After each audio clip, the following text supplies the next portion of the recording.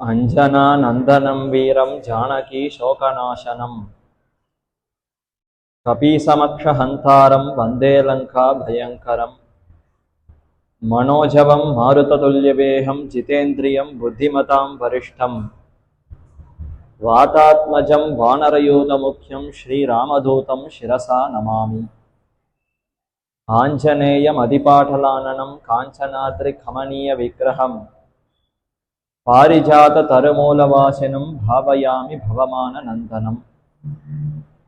यत्र यत्र रघुनाथकीर्तनं तत्र तत्र कृतमस्तकाञ्जलिं बाष्पवारि परिपूर्णलोचनं मारुतिं नमत राक्षसान्तकम्। வாயு சுத்தனான ஆஞ்சநேயனுடைய பெருமைகளையெல்லாம் நம்முடைய பெரியோர்கள் பல ஸ்லோகங்களாக வெளிப்படுத்துகிறார்கள். அந்த ஆஞ்சநேய பெருமான்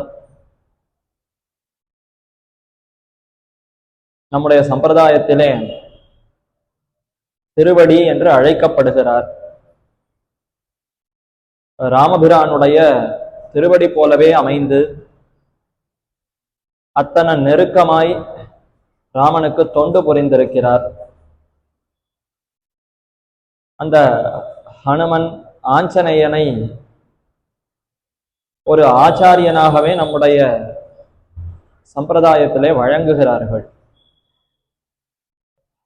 ஒரு ஆச்சாரியன் என்பவர் ஜீவாத்மாவையும் பரமாத்மாவையும் சேர்த்து வைக்கிறார். ஜீவாத்மா பெருமானோடு விட்டு பிரிக்க முடியாத சம்பந்தத்தை கொண்டிருப்பினும் அதை மறந்து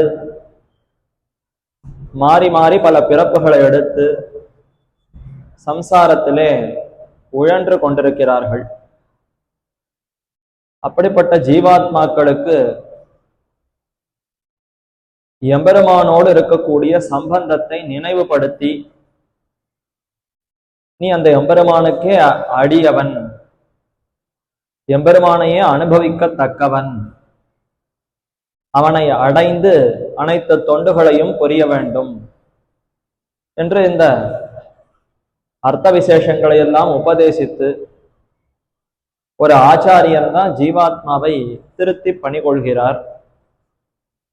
பின்னர் எம்பெருமானிடத்திலையும் பிரார்த்தித்து தன்னுடைய அபிமானத்தின் மூலமாக சிஷ்யனாக அந்த ஜீவாத்மாவை ஆக்கி கொண்டு இறுதியாக கர்மங்கள் பாபங்களை எல்லாம் கழித்து மேலான மோட்ச ஆனந்தத்தையே பெற்றுக் கொடுக்கிறார். பரமாத்மாவை அடைந்து அனுபவிக்குமாறு செய்கிறார். ஒரு ஆச்சாரியன் ஒரு சிஷ்யன் ஜீவாத்மாவை நன்றாக ஞானத்தை உபதேசித்து எம்பெருமானை காட்டி கொடுத்து எம்பெருமானை அடைவிக்கிறார். இதே போலத்தான் ஆஞ்சநேயன் ஹனுமான் தாமும் ஜீவாத்மா போன்ற சீதை பிராட்டி, அவளும் ஒரு ஜீவன் தானே. எம்பெருமானை தவிர மற்ற அத்தனை பேரும் ஜீவாத்மாக்கள். அந்த சீதா பிராட்டியின் இடத்துல சென்று ராமன் எத்தனை அந்த அன்பை சீதை பிராட்டியின் இடத்துல கொண்டிருக்கிறான். சீதை எப்போது கிடைப்பாள் கிடைப்பாள்னு சீதையை எதிர்பார்த்து கொண்டிருக்கிறான் ராமன் என்று ராமனுடைய அன்பையெல்லாம் கொண்டு வந்து சீதையின் இடத்துல தெரிவித்தார். சீதை அந்த வானரத்தின் மூலமாக ஆஞ்சநேயனின் மூலமாக ராமபிரானுடைய அன்பையெல்லாம் அறிந்து கொண்டவளாய் தாமும் அந்த ராமனிடத்துல எத்தனை அன்பு கொண்டிருக்கிறாள் என்பதையெல்லாம் ஆஞ்சநேயனிடத்துல கூற, அவரும் வந்து ராமபிரானிடத்துல சீதா பிராட்டி எப்படி ராமனிடத்துல மிகுந்த அன்போடு ராமனை எதிர்பார்த்திருக்கிறாள் என்பதையும் கூறி இறுதியாக ராமனை சீதை இருக்கும் இடத்திற்கே அழைத்து சென்று சீதையை அடையுமாறு செய்தான். அப்போ ஒரு ஆச்சாரியன் செய்ய வேண்டிய கிருத்தியத்தை போலே சம்சாரமாகிற இந்த பெரிய சமுத்திரத்திலே நோவுபட்டு கொண்டிருக்கக்கூடிய ஜீவனை எப்படி ஆச்சாரியன் பரமாத்ம சம்பந்தத்தை காட்டி திருத்தி பெருமானிடத்துல சேர்க்கிறாரோ, அதே போல லங்கை என்கிற பெரிய சமுத்திரம், லங்கைங்கிறது ஒரு தீவு, ஆனால் அதை சுத்தி சமுத்திரம் இருக்கிறது. சமுத்திரத்தினாலே சூழப்பட்டிருக்கக்கூடிய லங்கையிலே அசோகவனம் என்கிற ஒரு வனத்திற்குள்ளே சிறை வைக்கப்பட்டிருக்கிறாள் சீதை. சம்சாரமாகிற பெரிய இந்த சாகரத்துக்குள்ளே இந்த சிறை, உடலாகிற ஒரு சிறைக்குள்ளே நாம ஜீவாத்மா சிறை வைக்கப்பட்டிருக்கிறோம். அப்ப நமக்கு பெருமானை பத்தி எடுத்து உபதேசித்து நம்மை திருத்தி பெருமானுக்கு ஆட்படுமாறு செய்து சேர்த்து வைக்கிறார் ஆச்சாரியன். சீதா பிராட்டி அவளுக்கு ராமச்சந்திரனுடைய அன்பையெல்லாம் எடுத்து கூறி அவளை தேற்றி சீதையினுடைய எதிர்பார்ப்பு, ஆசை, அன்பு இதையெல்லாம் ராமனிடத்துல சென்று போய் விண்ணப்பித்து ராமனையும் சீதையும் சேர்த்து வைத்திருக்கிறார் ஆஞ்சநேயன். ஆக ஆஞ்சநேயனே ஒரு ஆச்சாரியனுக்கு சமமாக மிகவும் பெருமை கொண்டு விளங்குகிறார் என்றுதான் நம்முடைய ஆச்சாரியர்கள் பலவிடங்களிலும் தெரிவிக்கிறார்கள். அப்படி ஆஞ்சநேயன் 2 முக்கியமான உயிர்களை சேர்த்து வைத்திருக்கக்கூடிய பெருமை கொண்டிருக்கக்கூடியவர், கைங்கரியம் புரிந்திருக்கக்கூடிய ஆஞ்சநேயன். அவரை பத்தி தான் சுந்தரகாண்டம் முழுவதிலுமே கூறப்பட்டிருக்கிறது. ஸ்ரீ ராமாயணத்திலே சுந்தரகாண்டம் என்ற அந்த அழகான ஒரு காண்டம் பகுதி, அதுல சுந்தர என்கிற அந்த பெயரே இந்த ஹனுமனையே குறிக்கிறதாக பெரியோர்கள் தெரிவிக்கிறார்கள். அனைத்துமே மிகவும் அழகான காவியம் ராமாயணம் முழுவதுமே. அப்படி இருப்பினும் அதிலே ரொம்ப இனிமையாக மிகவும் அழகாக இருக்கக்கூடிய பகுதி எதுன்னா சுந்தரகாண்டம். இன்றைக்கும் ராமாயணத்தை முழுவதுமாக நாம் பாராயணம் செய்ய முடியவில்லை என்றாலும் கடைசி பட்சம் சுந்தரகாண்டத்தை மட்டுமே பாராயணம் செய்வது என்று பெரியோர்கள் கொண்டிருக்கிறார்கள்.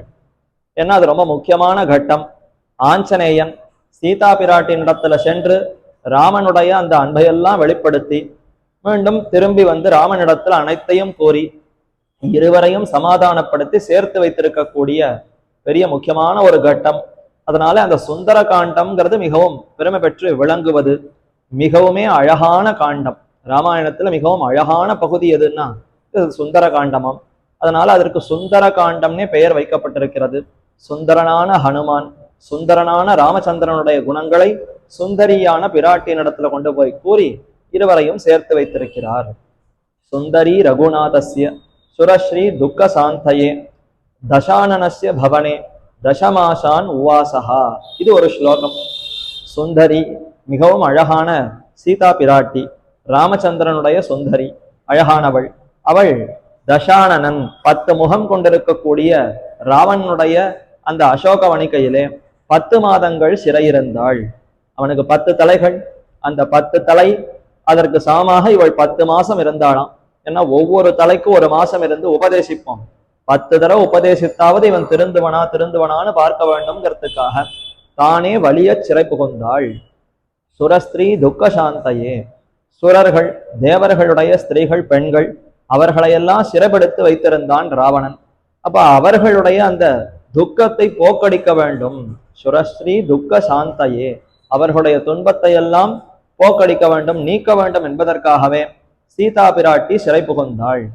ஏன் சிறை புகுந்துதான் அந்த துக்கத்தை போக்கடிக்க வேண்டுமானா, ஒரு தாயானவள் குழந்தை கிணற்றிலே விழுந்ததுன்னு சொன்னால் மேலிருந்து கூச்சலிட மாட்டாள். ஐயோ குழந்தை கிணற்றிலே விழுந்து விட்டதே, யார் காப்பாற்றுவான்னு அலற மாட்டாள். தானும் ஒக்க கிணத்திலே குதித்து விடுவாள். குழந்தை விழுந்ததுன்னு தெரிந்தால் தம்மால தாங்க முடியாத ஒரு தாய்க்கு, பெற்றெடுத்த தாய் தாமும் அந்த கிணத்திலே கீழே விழுந்து குழந்தையை ரட்சிக்க வேண்டும்னு தானும் ஒக்க குதிப்பாள். மேலிருந்து கொண்டு எப்படி காப்பாற்றுவதுன்னு துடிக்க மாட்டாள். நேராக கிணற்றிலேயே குதித்து விடுவாள். அந்த அளவுக்கு பிரேமம் அதிகம். தான் குதித்து காப்பாற்ற முடியாதா அதை பத்தியெல்லாம் விசாரம் இல்லை. விழுந்ததுன்னு கேட்டால் அதற்கு அடுத்த க்ஷணமே தாயும் ஒக்க குதித்து விடுவாளாம். அதே போலத்தான் ஜகத்துக்கே மாதாவா இருக்கக்கூடிய சீதா பிராட்டியும் இந்த சம்சாரமாகிற சாகரத்துல நாமெல்லாம் விழுந்து நோவுபடுகிறோம். தேவர்களுடைய பெண்கள் எல்லாம் விழுந்து கஷ்டப்படுகிறார்கள். அவர்களெல்லாம் ராவணனாலே மிகுந்த துன்பப்படுகிறார்கள்னா அப்ப மாதாவான தாம் மட்டும் துன்பப்படாமல் இருப்பதற்கு அவளால பொறுத்து கொள்ள முடியுமோ? நாமும் அந்த துன்பத்தை ஏற்போம் என்று ஒரு தாயான அந்த சீதையும் அசோகவணிகையில தாமே வலிய சிறை புகுந்தாள். ராவணன் சிறை வைத்திருப்பதுங்கிறது ஒரு சாக்கு வியாஜம். ஆனா சீதை தான் ரொம்ப விருப்பத்தோடு நாம் சிறை இருக்க வேண்டும்னு வந்து உடன்பட்டு வந்தாளாம். ஏன்னா சீதையை யாரும் அவ்வளவு சுலபமாக கொண்டு போய் சிறை வைக்க முடியாது. அவள் மகாலட்சுமி, சாட்சாத்து ஸ்ரீமன் நாராயணனுடைய திவ்ய மகிஷி. அப்படி இருக்கக்கூடிய சீதா பிராட்டிய நாம் எப்படி கட்டுப்படுத்தி ஒரு இடத்துல சிறை வைக்க முடியும்? அப்ப அவளுடைய சம்மதத்தின் பேரில தான் ராவணன் சிறை வைத்திருக்கிறானே தவிர அவள் சம்மதம் இல்லாமல் சிறை வைப்பதுங்கிறது முடியவே முடியாது. என்ன மகாலட்சுமி தாயார நாம எப்படி கட்டுப்படுத்த முடியும்? அவளுடைய அவதாரமா இருக்கக்கூடிய சீதா பிராட்டிக்கும் அத்தனை வைபவம் உண்டு. ஆனால் அவளே வழிய சிறை புகுந்தாள். ராவணன் தூக்கி செல்லட்டும் என்று சம்மதித்திருந்தாளாம். இல்லைன்னா அடுத்த க்ஷணமே ராவணன் எரிந்து போகட்டும், அழிந்து போகட்டும்னு ஒரு வார்த்தை சொல்லி இருந்தால் ராவணன் அங்கேயே அவன் நசித்து போயிருப்பான், பிராணனையே விட்டிருப்பான். ராமன் உடனே சீதை ராவனிடத்துல வந்து சேர்ந்திருக்கலாம், ராமனை அடைந்திருக்கலாம். ஆனால் அப்படி செய்யக்கூடாது. 2 காரணங்கள். ஒன்று, தம்முடைய குழந்தைகள் துக்கப்படுகிற சமயத்திலே அந்த துக்கத்தை தாயும் ஏற்றுக்கொண்டு நாமும் அந்த துக்கத்தை ஏற்றுக்கொண்டு களைய வேண்டுமே தவிர அந்த குழந்தை மட்டும் துக்கப்பட்டது தாய் துக்கப்படாமல் இருக்கிறாள்ங்கிறது கூடாது, அது பொருந்தாது. ஆகவே தாமும் அந்த துக்கத்தை ஏற்றுக்கொண்டு ராவணனை எப்படியாவது உபதேசித்து திருத்த வேண்டும். அவன் ஒருத்தன் திருந்தினால் அடுத்து ராட்சச குலமே வாழ்ந்து போகும். அவன் சொல் பேச்சு கேட்டுதான் அத்தனை அரக்கர்களும் நடக்க போகிறார்கள். எப்போ அரசனா இருக்கக்கூடிய ராவணன் திருந்து விட்டானோ மற்ற பேரும் திருந்து விடுவார்கள். ஆகவே இவனை திருத்துவோங்கிறதுக்காகத்தான் வலிய சிறை புகுந்தாள். அது ஒன்று.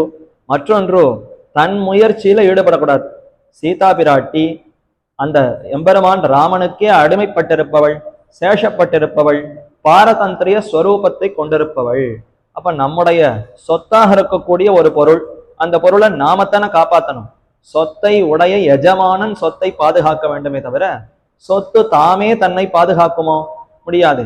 இப்போ இந்த புஸ்தகம் இருக்கு, என்னுடைய உடை இருக்கு, இதெல்லாம் எனக்கு சொத்தாக இருக்குன்னா நான் தான் அதை பாதுகாக்க வேண்டுமே தவிர புஸ்தகம் தானே தன்னை பாதுகாத்துக் கொள்ளுமா? துணி தன்னை தானே பாதுகாக்குமோ? ஆகாது. அப்போ ஒரு எஜமானர் தன்னுடைய சொத்தை தான் தான் ரட்சிக்க வேண்டும். சீதையும் இப்ப ராமனுடைய சொத்து. அப்ப சீதையை ரட்சிக்க வேண்டிய பொறுப்பு ராமனுக்குத்தானே இருக்கிறது. அப்ப ராமன் வந்து ரட்சிக்க வேண்டுமே தவிர சொத்தாக இருக்கக்கூடிய சீதை தாமே தம்மை முயற்சி பண்ணி எப்படியோ ரட்சித்து கொண்டு விட்டாள்ங்கிறது கூடவே கூடாது. ஆகவே தன் முயற்சியில ஈடுபடாமல் ராவணன் தூக்கி செல்லட்டும்னு இசைந்திருந்தாளாம். அதனால தான் தாமே வலிய சிறை புகுந்து அசோகவனிகையிலே அங்கே சிறையிருந்தாள். 10 மாசம் சிறையிருந்தாளாம். 10 மாசம் என்ன அவ்வளவு காலம் பிடித்தது. ராமன் சீதையை தொலைந்து மீண்டும் ஹனுமான தூதனுப்பி ஹனுமான் வந்து சந்திப்பதற்கு 9 மாதங்கள் ஆகிவிட்டன. 9வது மாதம் முடிகிற சமயத்துல தான் ஹனுமான் திருவடி சீதையை போய் சந்தித்திருக்கிறார். அப்ப பிரிந்தது முதல்ல 9 மாசம்.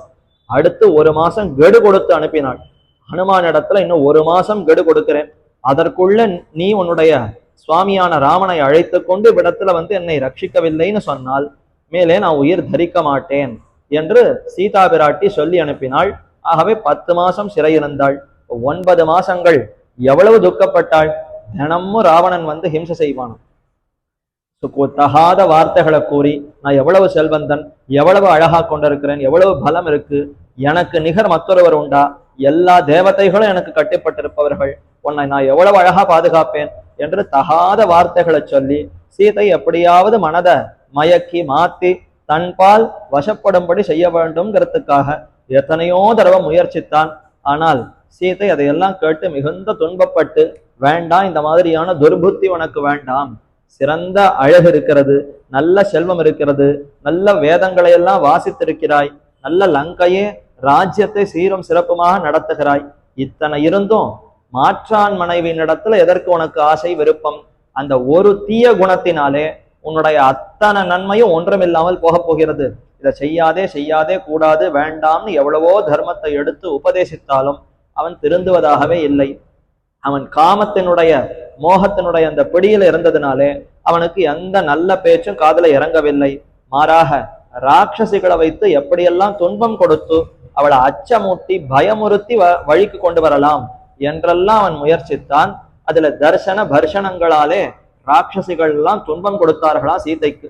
தர்சன பர்ஜனம், பர்ஜனம்னு சொன்னால் அடிப்பது, தர்ஜனம்னு சொன்னால் விரலை காட்டி மிரட்டுவது, கைகளை காட்டி உயர தூக்கி அடிப்பேன் புடைப்பேன்னு அப்படி செய்கைகளால அவளை துன்புறுத்தினால் அது தர்ஜனம்.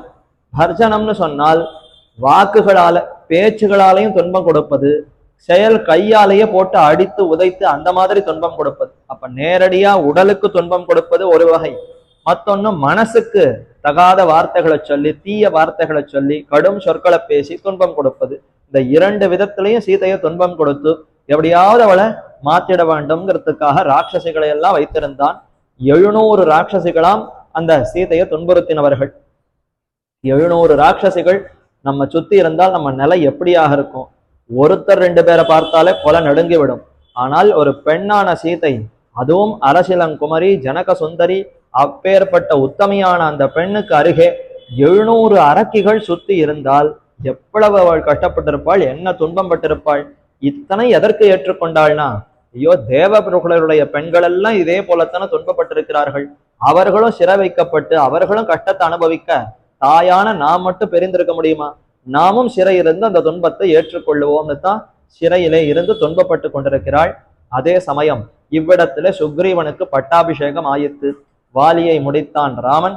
சுக்ரீவனுக்கு பட்டாபிஷேகத்தை செய்து வைக்க உடனே மழை காலம் தொடங்கிவிட்டது. வருஷ ருத்து, 4 மாதங்கள் வருஷா காலம். சித்திர வைகாசி ஆணி ஆடி இந்த 4ம் வசந்த ருத்துன்னு ஆகிவிடும். அடுத்து வருஷ ருத்து, ஆவணி புரட்டாசி ஐப்பசி கார்த்திகை, இந்த 4 மாதங்களும் வருஷ ருத்து. ஓஹோன்னு மழை பெய்யும். இப்ப வேண்டும்னா கலியுகத்துல மழையெல்லாம் அப்படி இப்படி மாறி போகிறது. எந்த காலத்துல மழை பெய்யுமோ அந்த காலத்துல பெய்யறதில்லை, பெய்யாத வேண்டாத காலத்துல பெய்கிறது.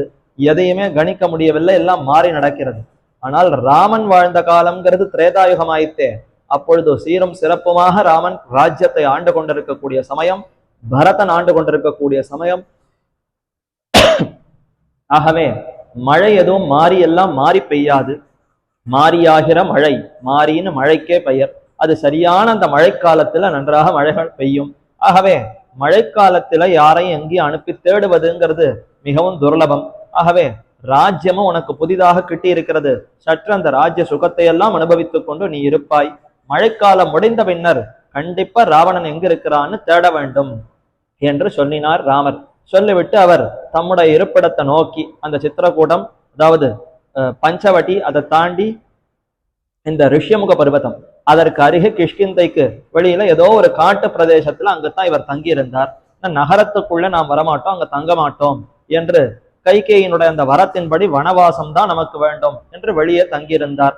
அதே சமயத்துல நாள்தோறும் அந்த மழையை பார்க்கும் பொழுதெல்லாம் சீதா பிராட்டியினுடைய அந்த ஞாபகம், அவளை பத்தின நினைவு, அது இன்னும் இவளுக்கு ராமருக்கு அதிகமாகி போக மிகுந்த துன்பத்திலே ஈடுபடுகிறார். சீதை சீதை சீதைன்னு புலம்புகிறார்.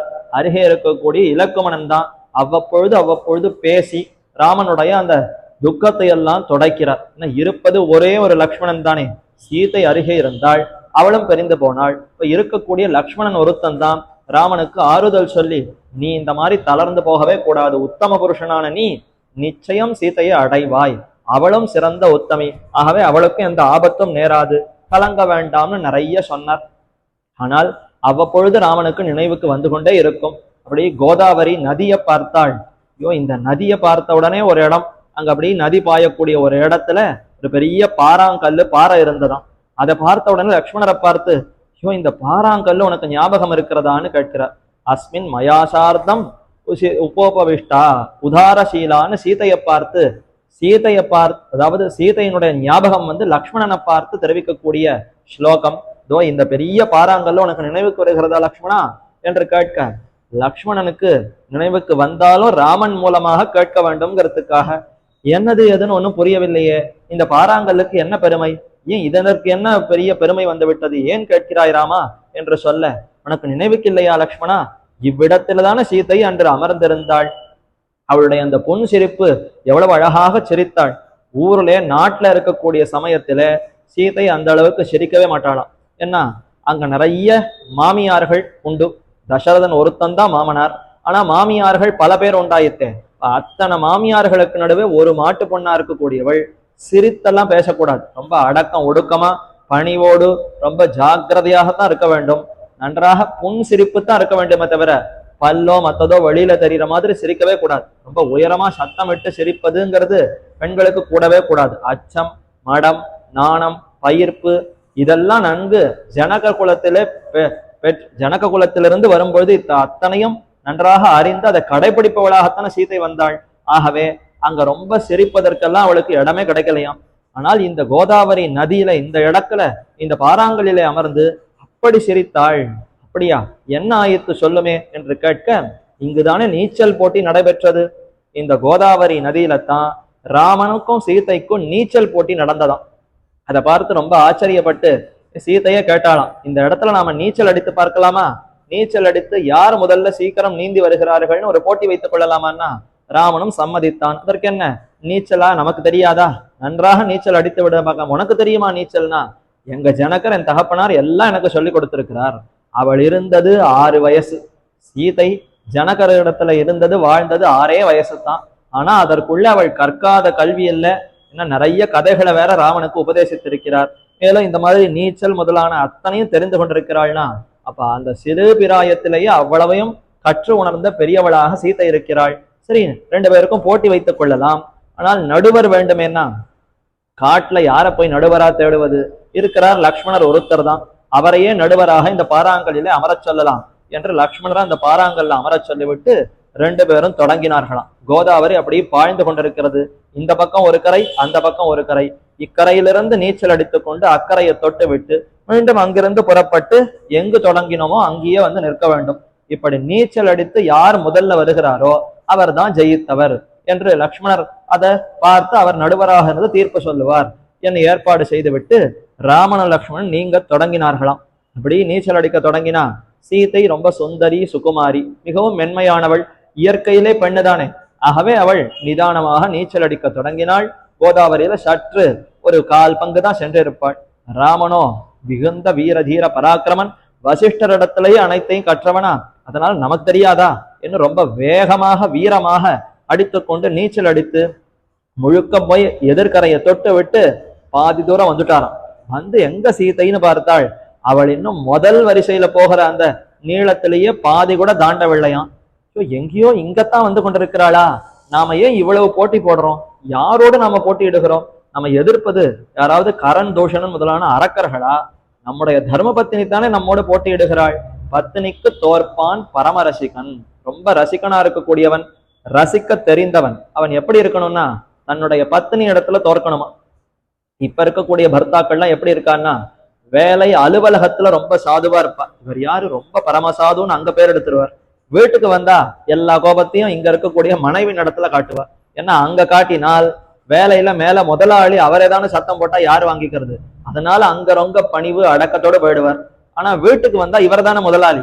ஆகவே இவர் சொல்ற பேச்சு ஏச்சு அத்தனையும் இவள் கேட்டுக்க வேண்டும்ங்கிறதுக்காக அங்க தான் என்ன காட்ட முடியாதோ அந்த கோபத்தை எல்லாம் கிரகத்துல வந்து தன்னுடைய மனைவி இடத்துல காட்டினால் இது சரியோ?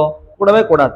பத்தினியின் இடத்துல தோர்த்து அவளிடத்துல அந்த அன்பை சம்பாதிப்பதற்தான் பதியான பர்த்தாவானவன் ஈடுபட்டிருக்கணுமா. இப்படித்தான் பெரியோர்கள் கூறுகிறார்கள்.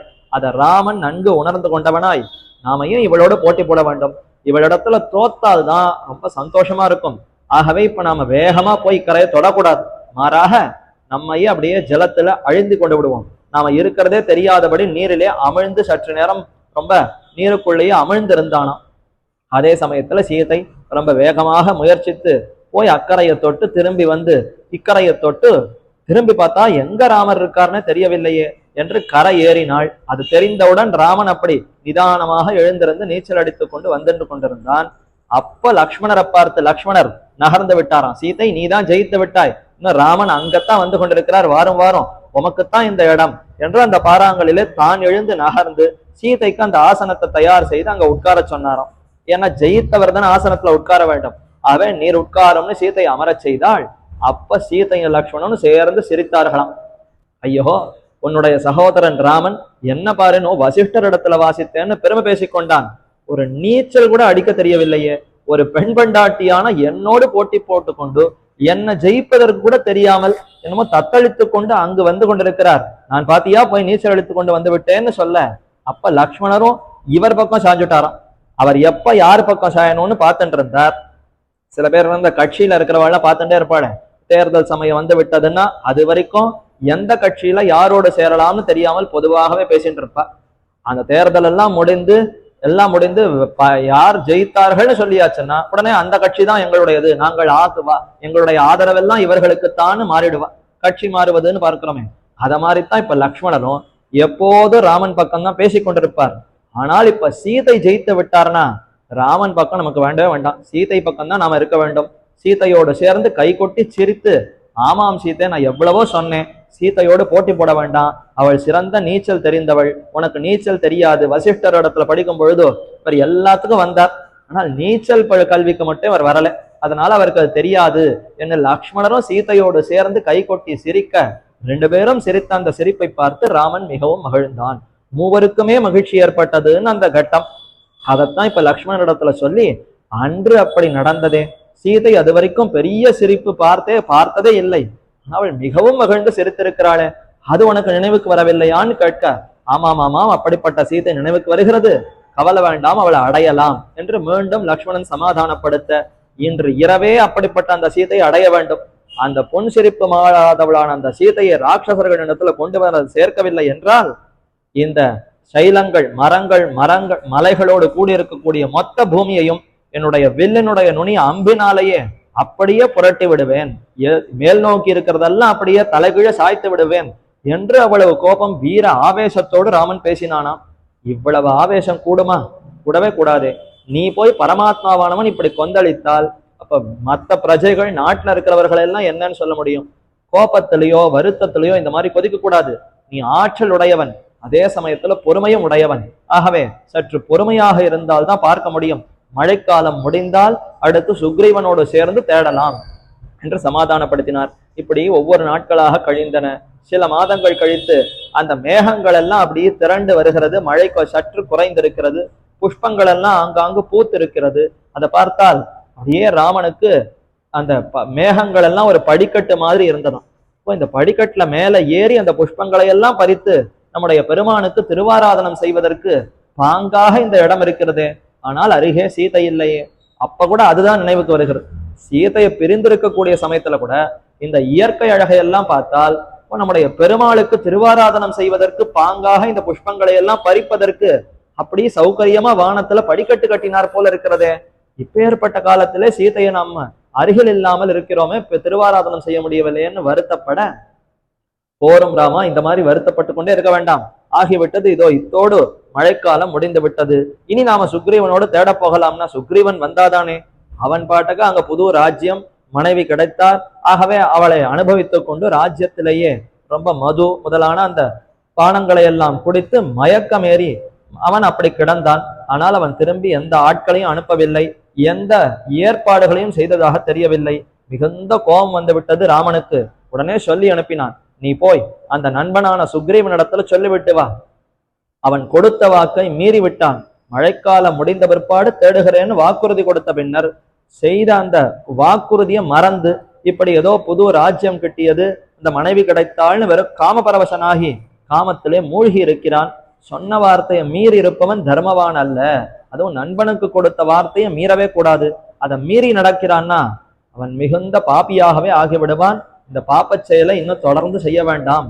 அவன் ஒருவேளை நமக்கு கொடுத்த வாக்குறுதியை மீறுகிறான்னு சொன்னால், செய்ய போவதில்லைன்னு சொல்லிவிடு. வாலி போன மார்க்கம் இன்னும் திறந்துதான் இருக்கிறது. வாலி எந்த மார்க்கத்துல எங்கு போனானோ அதே மார்க்கம் இவனுக்கும் திறந்திருக்கிறதுன்னு சொன்னா என்ன அர்த்தம்? அவன் எப்படி மரணம் அடைந்து மேலுலகத்துக்கு போனானோ அதே மாதிரி இவனும் சொன்ன வார்த்தையை மீறிவிட்டால், பாவம் செய்தால் தண்டனை உண்டு நிச்சயம் என்பதை போய் நினைவுறுத்திட்டு வா என்று லக்ஷ்மணனிடத்துல சொல்ல, அவன் ரொம்ப கோபம் கொண்டான். எப்ப ராமனுக்கே இவ்வளவு கோபம் வருதுன்னா லக்ஷ்மணருக்கு கோபம் வராதா? நீ சொல்லு, உடனே போய் அவனுடைய தலையை அறுத்து விட்டு வருகிறேன்னு லக்ஷ்மணர் சொல்ல, அதுக்கு அவனோட சேர்ந்து கொண்டோம். அவனுடைய தலை அறுப்பதுன்னு சொன்னா முதல் நாளே அறுத்திருக்கலாமே. ஆனா இத்தனை காலம் அவனை நண்பனாக ஏற்றுக்கொண்ட பின்னர் இப்பொழுது அவனுடைய தலையை வாங்குவதுங்கிறது கூடாது. ஆகவே நீ வெறுமனே போய் எச்சரிக்கை செய்து விட்டு வா என்று லக்ஷ்மணனிடத்துல சொல்ல, சரி என்று லக்ஷ்மணர் புறப்பட்டார். கோபம் கொப்பளிக்க அப்படியே தீப்பொறி பறக்க லக்ஷ்மணர் அந்த ராஜ்யத்துக்குள்ளே நுழைந்து பெரிய தன்னுடைய தனுஷை எடுத்து டங்காரம் பண்ணாராம். நான் ஒளி அப்படி எழுப்பினார். அந்த நான் ஒளியை எழுப்ப வானரங்கள் எல்லாம் அப்படியே பயந்து போயின. ராஜ்யத்துல இருக்கக்கூடிய அத்தனை வானர சைன்யங்களும் பயந்து போய், யோகோ என்னமோ பெரிய ஆபத்து, பிரளயமே வரப்போகிறதோ, லக்ஷ்மணர் இப்படி கொந்தளித்து வருகிறாரே, என்ன காரணம்னா நம்முடைய தலைவர் தான் சொன்ன வார்த்தையை மறந்து காமபரவசராக கிடப்பதுதான் காரணம் என்று எல்லோரும் ரொம்ப அந்த இடத்துல பயப்பட்டு போய் செய்தி அப்படி பரவித்து உள்ளே அந்த புறத்திலே அவன் தாரையோடு கிடக்கிறான். சுக்ரீவன் தாரை தன்னுடைய மனைவி ருமை அவர்களோடு படுத்து உறங்கி கொண்டிருக்கிறான். அந்த மதுபானம் முதலானவர்களை செய்து மயங்கி கிடக்கிறான். அவனிடத்துல போய் எப்படியாவது இந்த செய்தியை சொல்லி உயிர் பிழைத்து கொள்ளும்படி சொல்ல வேண்டும் என்று போய் இந்த வானரங்கள் எல்லாம் போய் சொல்ல, அப்பொழுது சுக்ரீவன் பயந்தே விடுகிறான். ஐயோ, இப்படியாகி விட்டதே, நாம ஏதோ ஒரு வார்த்தையை சொல்லிவிட்டு மறந்து விட்டோமே, இருந்தாலும் நாமெல்லாம் வானரங்கள் தானே, சற்று ஏதோ தாமதித்து விட்டோம்ங்கிறதுக்காக இப்படி கொந்தளிக்கலாமா, இவ்வளவு கோப ஆவேசம் கொண்டு வரலாமா, எப்படி உயிர் தப்புவதுன்னு தெரியவில்லையேன்னு மிகவும் பயந்து நடுங்கினான். அப்ப ஹனுமான், கூடவே இருக்கக்கூடிய ஹனுமான் ஆஞ்சநேயன் அவர் தெரிவித்தாராம், சுக்ரீவா இப்ப நீ மட்டும் முதல்ல போகவே போகாதே, நீ போனேன்னு சொன்னால் அடுத்து உன்னால அந்த லக்ஷ்மண சமாதானமே படுத்த முடியாது, அவனுடைய கோபத்துக்கு நீ இரையாகி விடுவாய், அவனுடைய கோபத்தை முதல்ல அடக்கணும். ஒருத்தர் ரொம்ப கோபப்படுகிறார்னு சொன்னால் முதல்ல அவரை எதிர்த்து கொண்டு போகக்கூடாது, அந்த கோபத்தை தணிப்பதற்கு என்ன வழின்னு பார்க்கணும். கோபம் அதிகமான போனால் அப்ப அதனுடைய விளைவும் தாங்க முடியாது, அதனால அந்த கோபத்தை கட்டுப்படுத்தணும். அதற்கு என்ன வழி என்று பார்க்கணும். நீ நேர போக வேண்டாம், ஏன்னா நீ தான் குற்றவாளிய, குற்றவாளியா இருக்கக்கூடியவனே இன்னும் அவன் குற்றவாளியா இருக்கிறவன் தான் முன்னாடி போய் தன்னுடைய குற்றம் தவறு என்று சொல்லி மன்னிப்பு கேட்க வேண்டுமே தவிர, அவன் இருக்கக்கூடிய இடத்திலே இருந்து தண்டனை கொடுக்கவர் வர்ற வரைக்கும் இன்னும் காத்திருக்கும்படி செய்தால் அது இன்னும் பெரும் குற்றம் அல்லவா. ஒருத்தர் குற்றம் புரிந்தார், தவறு புரிந்து விட்டேன்னு போய் தான் முன்னாடி சொல்லி மன்னிப்பு கேட்க வேண்டி இருக்க, அதுவும் செய்யாமல் காம பீடித்தனாய் மன்மத அந்த இதுல இவன் அனுபவித்துக் கொண்டிருந்தால் இது இன்னும் பெரிய தவறாயித்தே. ஆகவே நீ முதல்ல போக வேண்டாம், முதல்ல தாரை அனுப்புவாய், அவள் நல்ல சிறந்த ஞானி, நல்ல ஞானத்தோடு இருப்பவள், அவள் போய் எப்படியாவது லக்ஷ்மணரிடத்துல பேசி சமாதானப்படுத்துவாள் என்று தாரையை அனுப்ப, தாரை போய் லக்ஷ்மணரிடத்துல பேசுகிறாளாம். அப்படியே தாரை வருகிறாள், சின்னங்கள் எதையுமே மறைத்து கொள்ளாமல், எப்படி சுக்ரீவனோடு அனுபவித்துக் கொண்டிருந்தாளோ அதுல எதையுமே மறைக்காமல் அப்படியே வருகிறாளாம். அப்படி வரலாமா? அந்தரங்கமா எப்படி வேணாலும் இருக்கலாம், ஆனால் வெளியே வருகிறோம் இன்னொருத்தரை பார்க்கிறோம்னு சொன்னால் அப்ப அதற்கு உண்டான ஆடை அணிகலன்கள் எல்லாம் சரி பண்ணி கொண்டு தானே வரணும், அப்படியே வரக்கூடாது.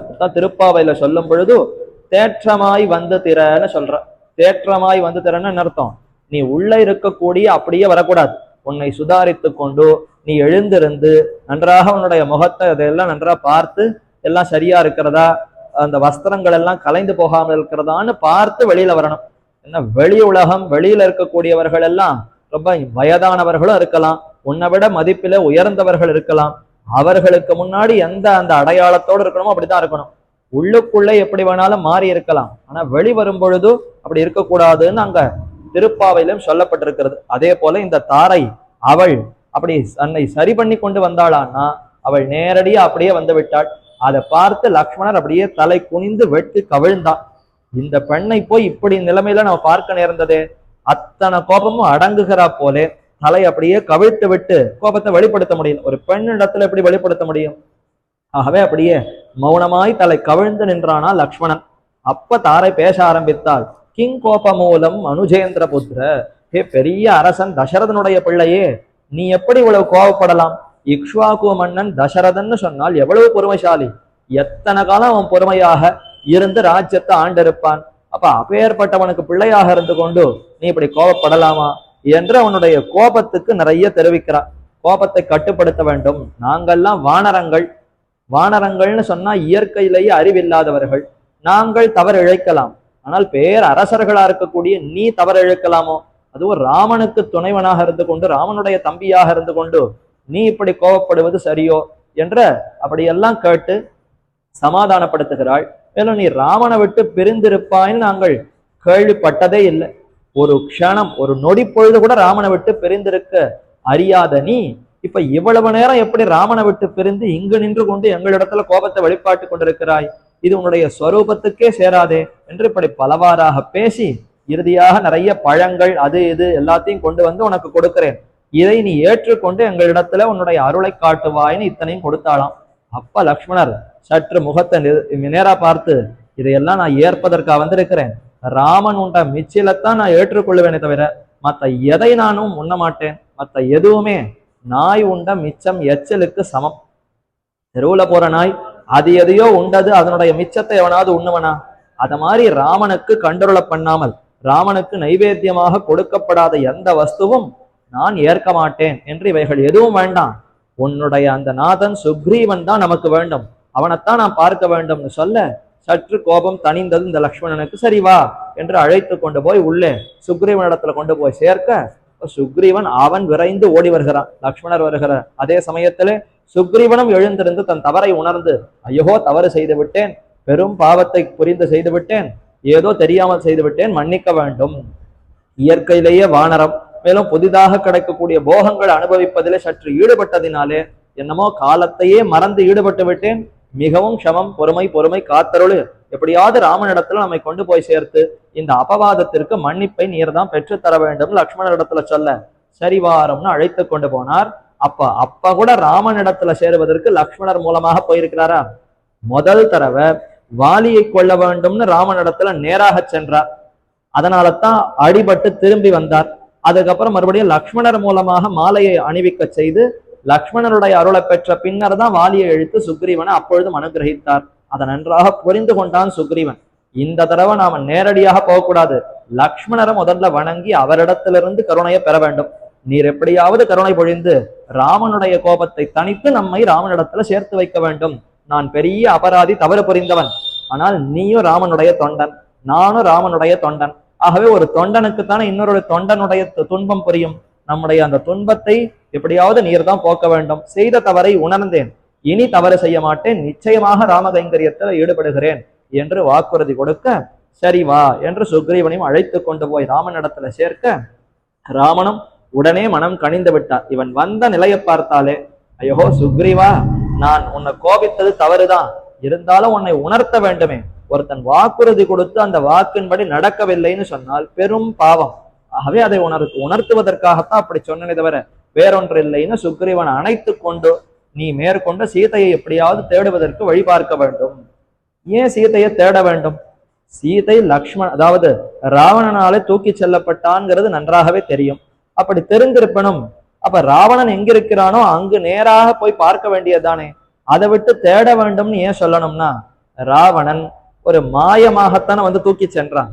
நேரடியா ராமனிடத்துல எதிர்த்து வந்து சீதையை தூக்கி கொண்டு போனான்னா, ராமன் அந்த இடத்திலே இல்லாதபடி எங்கேயோ அனுப்பிவிட்டு யாருக்கும் தெரியாமல் தானே சீதையை அபகரித்து சென்றான். இப்ப கபட வேஷதாரி, கள்ளத்தனம் தான் அவனுக்கு தெரியுமே தவிர நேர்மறையாக யுத்தம் செய்வதுங்கிறதே ராவணனுக்கு தெரியாது. அதனால என்ன நினைத்தார்கள், இவன் நேர தன்னுடைய இருப்பிடமான லங்கைக்கு போயிருந்தால் அப்ப சுலபமா ராவணன் இருக்கக்கூடிய லங்கை.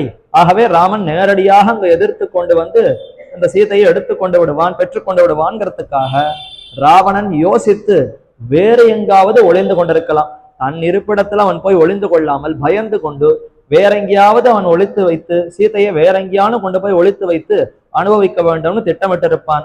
ஆகவே அந்த கொடியவனான ராவனுடைய அவனுடைய நினைவை நம்மால அறிய போகாது. ஆகவே சீதை எங்கிருக்கிறாள், எந்த இடத்துல அவன் மறைத்து வைத்திருக்கிறான்ங்கிறது தேட வேண்டும். ஆகவே சுக்ரீவா, நீதான் இப்ப வானரங்களை எப்படியாவது வர சொல்ல வேண்டும்னு சுக்ரீவனிடத்துல சொல்ல பல 70 கோடி வானரங்கள், அத்தனை குரங்குகளை கொண்டு சேர்த்தானா சுக்ரீவன். பல திக்குகள்லையும் இப்ப வானரங்கள் வர வேண்டும்னு கட்டளையிட ஆங்காங்கு வானரங்கள் வருகிறது. 70 கோடி வானரங்கள்.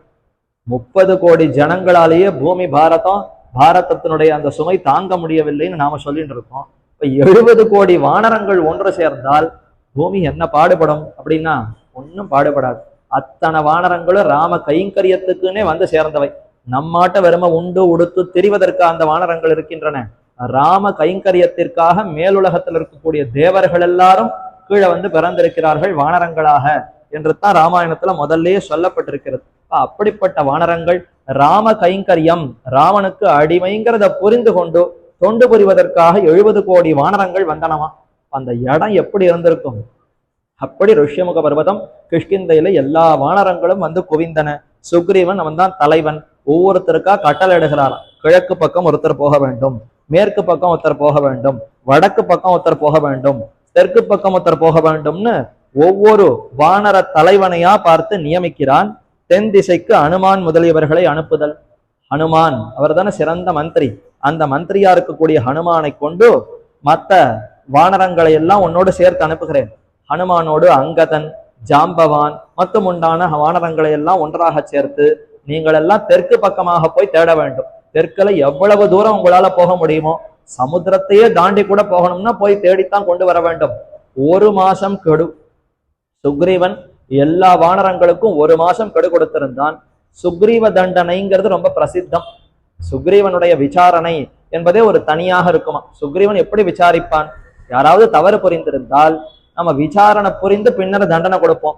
ஆனால் சுக்ரீவன் அப்படி பண்ண மாட்டானா. தவறு புரிந்திருந்தால் அழைத்து வாருங்கள், கழுவேற்றுங்கள், தலையை வெட்டுங்கள்னு வேணும். தலையை வெட்டின பிற்பாடு இனி விசாரிக்கலாம். நீ என்ன தண்டனை என்ன பாபம் புரிந்தாய், ஏன் தவறு புரிந்தாய் அப்புறம் விசாரிக்கலாம்னா இது முடியுமா?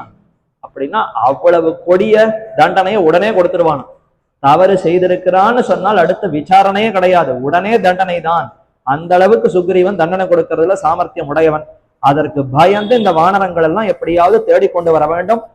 1 மாசம் கெடு கொடுத்து தெற்கு திக்கிலே இந்த ஹனுமான் முதலான வானரங்களை எல்லாம் அனுப்பினான். அடுத்து மேற்கு திசையிலே சுஷேனன் முதலிய வானரர்களை எல்லாம் அனுப்பினான். மேற்குக்கு சுஷேனன் என்று பெயர் கொண்டிருக்கக்கூடிய வானரத்துக்கு தலைவனாக கொண்டு மற்ற வானரங்களை எல்லாம் அனுப்பினான். வட திசைக்கு சதவலி முதலிய வானரங்களை அனுப்பினான். சதவலின்னு ஒரு பெயர் கொண்டிருக்கக்கூடிய குரங்கு, அதை தலைவனாக கொண்டிருக்கக்கூடிய பல குரங்குகளை வட திசைக்கு அனுப்பினான். அடுத்து இப்படி பல ஒவ்வொரு திசைக்கும் ஒவ்வொருத்தர் அனுப்புகிற சமயத்திலே அந்த கிழக்கு திசைக்கு போகும் பொழுது வினதன் என்பவனை கிழக்கு திசைக்கு அனுப்பினான். அப்ப வினதன் என்கிற குரங்கை தலைவனாக கொண்டு பல குரங்குகள் சைன்யம் கிழக்கு பக்கம் போகணும். தெற்குக்கு ஹனுமான் முதலான வானரங்கள், அடுத்து மேற்குக்கு அந்த சுஷேனன் என்கிற வானரன், அவன் தொடக்கமாக இருக்கக்கூடிய வானரங்கள், சதவலி முதலான வானரங்கள் வடக்கு. ஒவ்வொரு திசையில எங்கெங்க போய் தேட வேண்டும்னு மூளை முடுக்கு சந்து பொந்து எல்லாத்தையும் சொல்லி அனுப்பினானாம். ராமனுக்கு ஒரே ஆச்சரியம், எப்படி உனக்கு இத்தனையும் தெரிந்திருக்கிறது? ஜெகத்தையே படைத்திருக்கக்கூடிய பரமாத்மாவுக்கு கூட இவ்வளவு இடத்துல இவ்வளவு சந்து பொந்து இருக்குமா, இத்தனை தெருக்கள் இருக்குமான்னு தெரியாது. ஆனால் உனக்கு தெரிந்திருக்கிறதே எப்படி தெரிந்திருக்கிறதுன்னு ராமன் கேட்க, அப்ப சுக்ரீவன் சொன்ன வார்த்தை, அது ஒண்ணும் இல்ல ராமா, இந்த வாலி என்ன ஓட ஓட துரத்தினான், நான் எங்க போய் ஒளிஞ்சுக்கலான்னு நாடு முழுக்க சுத்தினேன். அதனால எல்லாம் எனக்கு தெளிவா தெரியும், எங்க போனா ஒளிஞ்சுக்கலாங்கிறதுக்காக ஒவ்வொரு இடமா போய் தேட பயத்திலே எல்லா இடத்தையும் நன்றாக மனதிலே குறித்து கொண்டிருக்கிறேன். அந்த நினைவு தான் இப்ப வந்திருக்கிறது. ஏதோ நல்லதுக்கு பயன்பட்டா சரி, சீதையை தேடுவதற்குத்தானே, அதனால ஒவ்வொரு திக்கா போய் தேடுங்கள்னு இவர்களுக்கெல்லாம் சொல்லி அனுப்பினான். அதுல வேங்கட மலைக்கு கூட போய் தேடுங்கள்னு சொல்லி அனுப்பினாராம். திருவேங்கட மலை அந்த பக்கமா போகிறச்ச அந்த வேங்கட மலைக்கு வெளியே மட்டும் தேடுங்கள், மலைக்கு உள்ள ஏரி எல்லாம் போய் தேட வேண்டாம்னு சொல்லி அனுப்பினான். உடனே வானரங்கள்லாம் கேட்டுட்டு, ஏன் அங்க போக வேண்டாம், ஏன் அதற்குள்ள ராவணன் ஒழித்து வைக்க மாட்டானான்னா, வேங்கடம்ங்கிற மலை எப்பேற்பட்டது, பாபங்களை எல்லாம் போக்கடிக்க வல்லது. ஒரு க்ஷணம் அந்த இடத்துக்கு மலைக்கு போய் நின்றால் கூட பாபங்கள் எல்லாம் நசித்து போகுமா. அதனால நிச்சயங்கள் சீதை இருக்க முடியாது. ஏன்னா ராவணன் போயிருந்தால் அவனுடைய பாபங்கள் எல்லாம் தொலைந்திருக்கும், அவனுக்கு நல்ல அறிவு ஏற்பட்டு உடனே சீதையை கொண்டு வந்து ராமன் இடத்துல கொடுத்திருக்கலாம். அப்படியாவது ஆகிவிடும். அல்லது நீங்கள்லாம் அங்க போய் தேடினா என்ன ஆகும்னா, உங்களுடைய பாபங்கள் எல்லாம் போய்விடும், நீங்கள்லாம் நேரடியா முக்தியே போய்விடுவீர்கள். சீதை யார் தேடுவது? அப்ப நீங்கள் போன காரியம் நடைபெறாது, ராவணன் போயிருந்தாலும் திருப்பி கொண்டிருப்பான். ஆகவே ரெண்டும் இல்லாததுனால கண்டிப்பா வேங்கடமலைக்கு மட்டும் உள்ள போக வேண்டாம், வெளியே மட்டும் தேடி பாருங்கள்னு சொல்லி அனுப்பினானாம். சரின்னு எல்லா திக்கிலும் எல்லா குரங்குகளும் போயின. அதுல தெற்கு பக்கம் ஹனுமான் போகிற சமயத்துல ஹனுமான் ஆஞ்சநேயன் சற்று சோம்பி இருந்தானாம். என்னதுன்னு புரியவில்லையே, ஒரு பெண் பெண்டாட்டி சீதைய ராமன் பிரிந்தான், எங்கேயோ விட்டான், யாரோ ஒருத்தர் எடுத்துக்கொண்டு போனாருங்கிறதுக்காக இவ்வளவு பாடா? ஒரு சீதையை காணவில்லைங்கிறதுக்காக 70 கோடி வானரங்களை வரவழைத்து நாடு முழுக்க தேட வேண்டும்னா ஏன் இந்த இவ்வளவு கஷ்டம், இவ்வளவு துக்கம், இவ்வளவு துயரம்? போனா போறது, அந்த பெண்ணு போனா இன்னொரு பெண்ணை இவன் மணந்து கொண்டால் ஆகாதா? ஏன்னா அவர் சிறந்த பிரம்மச்சாரி, நைஷ்டிக பிரம்மச்சாரி ஹனுமான். இந்த காமமோ இந்திரிய சுகமோ ஏதும் தெரியாதவர். ஆகவே சீதையினுடைய பிரபாவம் அறியாதவர். சீதை எப்படிப்பட்டவள், ராமனுக்கு எவ்வளவு உயிர் போன்றவள் சீதை என்பதையே அறியாததினாலே ஒரு பெண்ணுக்காக இவ்வளவு பாடுபடணுமான்னு சற்று சோம்பி இருந்தார் ஹனுமான். ஓ, இவனுக்கு இன்னும் சீதையினுடைய பிரபாவம் தெரியவில்லை. ராமனை அறிந்து கொண்டு விட்டார் ஹனுமான். ஆனால் ராமனுக்கே மிகவும் பிரியமான சீதையை அவன் அறிய வேண்டும். ஆகவே இவனுக்குத்தான் நாம நன்றாக அருள் புரிய வேண்டும்ங்கிறதுக்காக தான் கையிலே அணிந்து கொண்டிருக்கக்கூடிய மோதிரம், ராம என்று எழுத்திலே பொறிக்கப்பட்டிருக்கக்கூடிய அங்குல்யம். இன்னைக்கு அங்குல்ய பிரதானம்ங்கிறத தான் பார்க்க போகிறோம். அங்குல்யம்ங்கிறது இந்த விரல்ல அணியக்கூடிய மோதிரம். அந்த மோதிரத்துல ராமங்கிற எழுத்து பொறிக்கப்பட்டிருக்கக்கூடிய மோதிரத்தை ஹனுமானை அழைத்து அவரிடத்துல கொடுத்தாராம். இந்த மோதிரத்தை நீ எடுத்துக்கொண்டு போ, நிச்சயம் இந்த மோதிரம் இருக்கிறதுனாலே உனக்கு ஜெயம் ஏற்படும், நீ கண்டிப்பாக சீதையை பார்ப்பாய், எடுத்த காரியம் தடைபடாது, நிச்சயமாக நீ போகலாம் என்று ஹனுமானிடத்துல சொல்லி, நீ போய் பாரு, பின்னர் உனக்கு எல்லாம் புரியும், போகிறதுக்கு முன்னாடியே சோம்பல் தனம் படக்கூடாது, போய் பார்த்த பின்னர் உனக்கு அனைத்தும் புரியும் என்று சொல்லி அனுப்பினார். மகா பிரசாதம்னு அதையும் பெற்றுக்கொண்டார் ஹனுமன். அப்படியே தெற்கு திக்கு நோக்கி இவர்கள் நடந்தார்கள். மற்ற திக்கில போனவர்கள் எல்லாம் சரியா ஒரு மாசத்துக்குள்ள திரும்பி வந்து விட்டார்கள். எங்குமே சீதை காணப்படவில்லை, செய்தி வந்து விட்டது. சரி, இன்னும் தெற்கு திக்கு போனவர்கள் இன்னும் வரவில்லையே, வரட்டும்னு சுக்ரீவன் காத்து கொண்டிருந்தான். இவர்களும் அப்படி ஒவ்வொரு இடமா தேடிக்கொண்டு போனால் சமுத்திர கரை கிட்ட வந்தாச்சு. இவ்வளவு தூரம் வந்துட்டோமே, எங்கேயுமே சீதை கிடைக்கவில்லையே, ஒரு மாசம் கெடுவும் முடிய போகிறதே, இனி ஊருக்கு திரும்பினால் நிச்சயம் சுக்ரீவன் நமக்கு மரண தண்டனைத்தான் கொடுப்பான். ஏன்னா ஒன்று கெடு, அதை தாண்டி விட்டோம், ஒரு மாசம் கெடுவையும் தாண்டி விட்டோம், சீதையை நாம காணவில்லையே, சீதையை கண்டு விட்டோம்னு சொன்னாலாவது உயிர் தப்பி விடலாம், சீதையும் பார்க்கவில்லை, கெடுவும் தாண்டி விட்டது, போனால் உயிரை விட்டு விடுவோம், அதற்கு பதிலாக இங்கேயே பிராணனை விட்டு விடலாம்னு சில வானரங்கள்லாம் பேசித்தனாம். அப்ப ஜாம்பவான் முதலானவர்கள்லாம் ஏன் இப்படி கரைய வேண்டும், இன்னும் கொஞ்சம் தூரம் இருக்கே, அவ்வளவு தூரம் போய் தேடி விட்டு பின்னர் பார்க்கலாம் என்று மற்றவர்கள் எல்லாம் பேச அங்கு அழகான ஒரு குகை தெரிந்ததாம். ஸ்வயம் பிரபா என்று ஒரு அப்சரஸ்திரீ, ஒரு பெண்மணி, அவள் தான் அந்த குகையை காத்து கொண்டிருந்தாள். அந்த குகைக்குள்ளே இவர்கள் எல்லாம் நுழைந்தார்கள். இதனோ குகையாக இருக்கிறதே, இதற்குள்ள ஒரு வேளை சீதை யாரான ஒளித்து வைத்திருக்கிறார்களா என்னன்னு பார்க்கலாம்னு உள்ளே போய் பார்த்தால் நிறைய அங்க பழங்கள், அது இது புஷ்பங்கள்னு பார்ப்பதற்கு அழகான தோட்டம் உள்ளே இருந்ததாம். இது என்ன ஒரு குகைக்குள்ள இவ்வளவு அழகான தோட்டம் எல்லாம் இருக்கிறது என்று உள்ளே பார்த்தால் அருகே ஒரு பெண் நின்று கொண்டிருந்தாள். நீ யார் என்று வினவ, ஸ்வயம் பிரபான்னு எனக்கு பெயர், நான் தான் இந்த தோட்டத்தை எல்லாம் பாதுகாத்து கொண்டிருக்கிறேன், நீங்கள் யாருன்னு அவள் விசாரிக்க, நாங்கள் எல்லாம் இப்படி வானரங்கள், சுக்ரீவனுடைய தொண்டர்கள், சீதையை தேடுவதற்காக இவ்வளவு தூரம் வந்தோம், இவ்வளவு தூரம் வந்தோம், இன்னும் சீதை காணப்படவில்லை என்று பேசி கொண்டிருந்தாள். அதே சமயத்திலே சம்பாதி என்ன அங்கே ஒரு கழுகு அரசர், ஏற்கனவே ஜட்டாயு என்கிற கழுகு அரசரை பார்த்தோமா, அவருடைய தமையனார், அவருடைய அண்ணா சம்பாதின்னு ஒருத்தர், அவர் இந்த இடத்துல ரொம்ப வயது முதிர்ந்த பருவம், ஜட்டாயுவே ரொம்ப வயதானவர்னா அவருக்கும் அண்ணனாக இருப்பவர் இன்னும் வயது முதிர்ந்தவராகத்தான் இருக்கணும். அவர் அருகே அப்படி படுத்து கிடக்கிறார், அசைய முடியல, நகர முடியல, அவர் பாட்டுக்கு படுத்துட்டு இருக்கார்.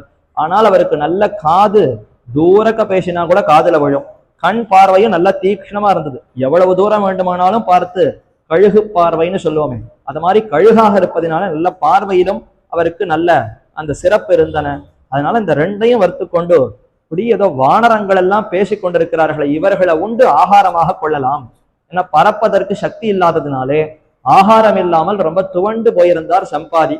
சரி, இந்த வானரங்கள் எல்லாம் வருகிறதே, இதையாவது உண்டு தின்று சற்று நமக்கு சக்தி வருகிறதான்னு பார்க்கலாம், உடலுக்கு இதை உணவாக ஏற்றுக்கொள்ளலாம்னு தின்ன வந்த சமயத்திலே அவர்கள் பேசி கொண்டிருந்தது காதுல விழுந்ததாம். சீதை, ராமன், இந்த பேச்சு, இந்த பெயர்களை எல்லாம் கேட்ட உடனே என்னமோ தெரியலையே, நம்முடைய ராமனை பத்தி பேசுகிறதாக இருக்கிறதே, ஜட்டாயுவுக்கு மிகவும் நெருங்கியவர் தசரதன், அவருடைய குமாரர் அல்லவோ ராமன், ஏன் இவர்களை பத்தி எல்லாம் இவர்கள் பேசுகிறார்கள், என்ன ஏதுன்னு நேரா அவர்களையே பார்த்து விசாரிக்க வேண்டும்னு சற்று அருகே வர அவர்கள்லாம் பயந்தே போயிட்டா, என்ன ஏதுன்னு தெரியலையே, இவர் ஏதாவது அரக்கனா அசுரனா, யார் இந்த வடிவத்துல வருகிறார், ஒன்றும் புரியவில்லையேன்னு அந்த சம்பாதியை பார்த்தவர்கள்லாம் மருள, ஒன்னும் மருள வேண்டாம், நான் ஜட்டாயுவினுடைய தமையன் சம்பாதின்னு தன்னுடைய விற்த்தாந்தத்தை எல்லாம் தெரிவித்தார் சம்பாதி.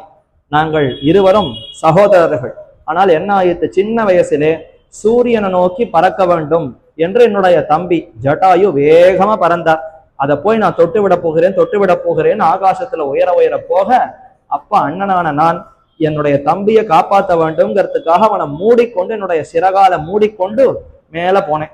அவன் மேல மேல போகிற சமயத்திலே நான் அவனை சுற்றி தழுவிக்கொண்டே போனேன். அப்படி போன சமயத்துல சூரியனுடைய வெப்பம் என்னுடைய அந்த ரெக்கைகள்ல நேர விழுந்தது, சூரியனுடைய கதிர்கள் விழுந்து அந்த நெருப்பு பட்டு என்னுடைய ரெக்கையெல்லாம் பத்தி எரிய ஆரம்பித்தது. அதற்கு மேல பறக்க முடியாமல் சக்தியற்று அப்படியே கீழே விழுந்து விட்டேன். விழுந்தது நான் ஒரு பக்கம் போய் விழுந்தேன், ஜட்டாயு இன்னொரு பக்கம் போய் விழுந்தார். விழுந்ததுல ரெண்டு பேரும் அது போல சந்திக்கவே இல்லை. அப்படிப்பட்ட அந்த ஜட்டாயுவனுடைய தமையன்தான் நான்.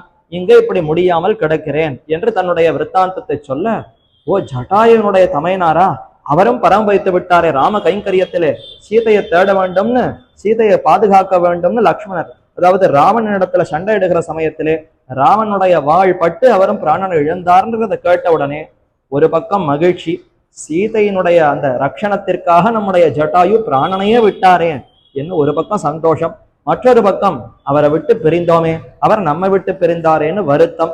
இப்படி கைங்கரியத்தை பெற்ற ஜட்டாயு சிறந்த உத்தமன், நான் இன்னும் அந்த மாதிரி ஒன்றும் கைங்கரியத்தை பெறவில்லையே என்று யோசித்தவர் சற்று அந்த நிதானித்து அப்படியே பார்த்தாராம். சுத்த மொத்தம் எல்லா இடத்துலையும் பார்த்தார். அவருக்கு நல்ல பார்வை உண்டா, அப்படியே தூரக்க சமுத்திரத்தை தாண்டி பார்த்தால் லங்கை தெரிந்தது.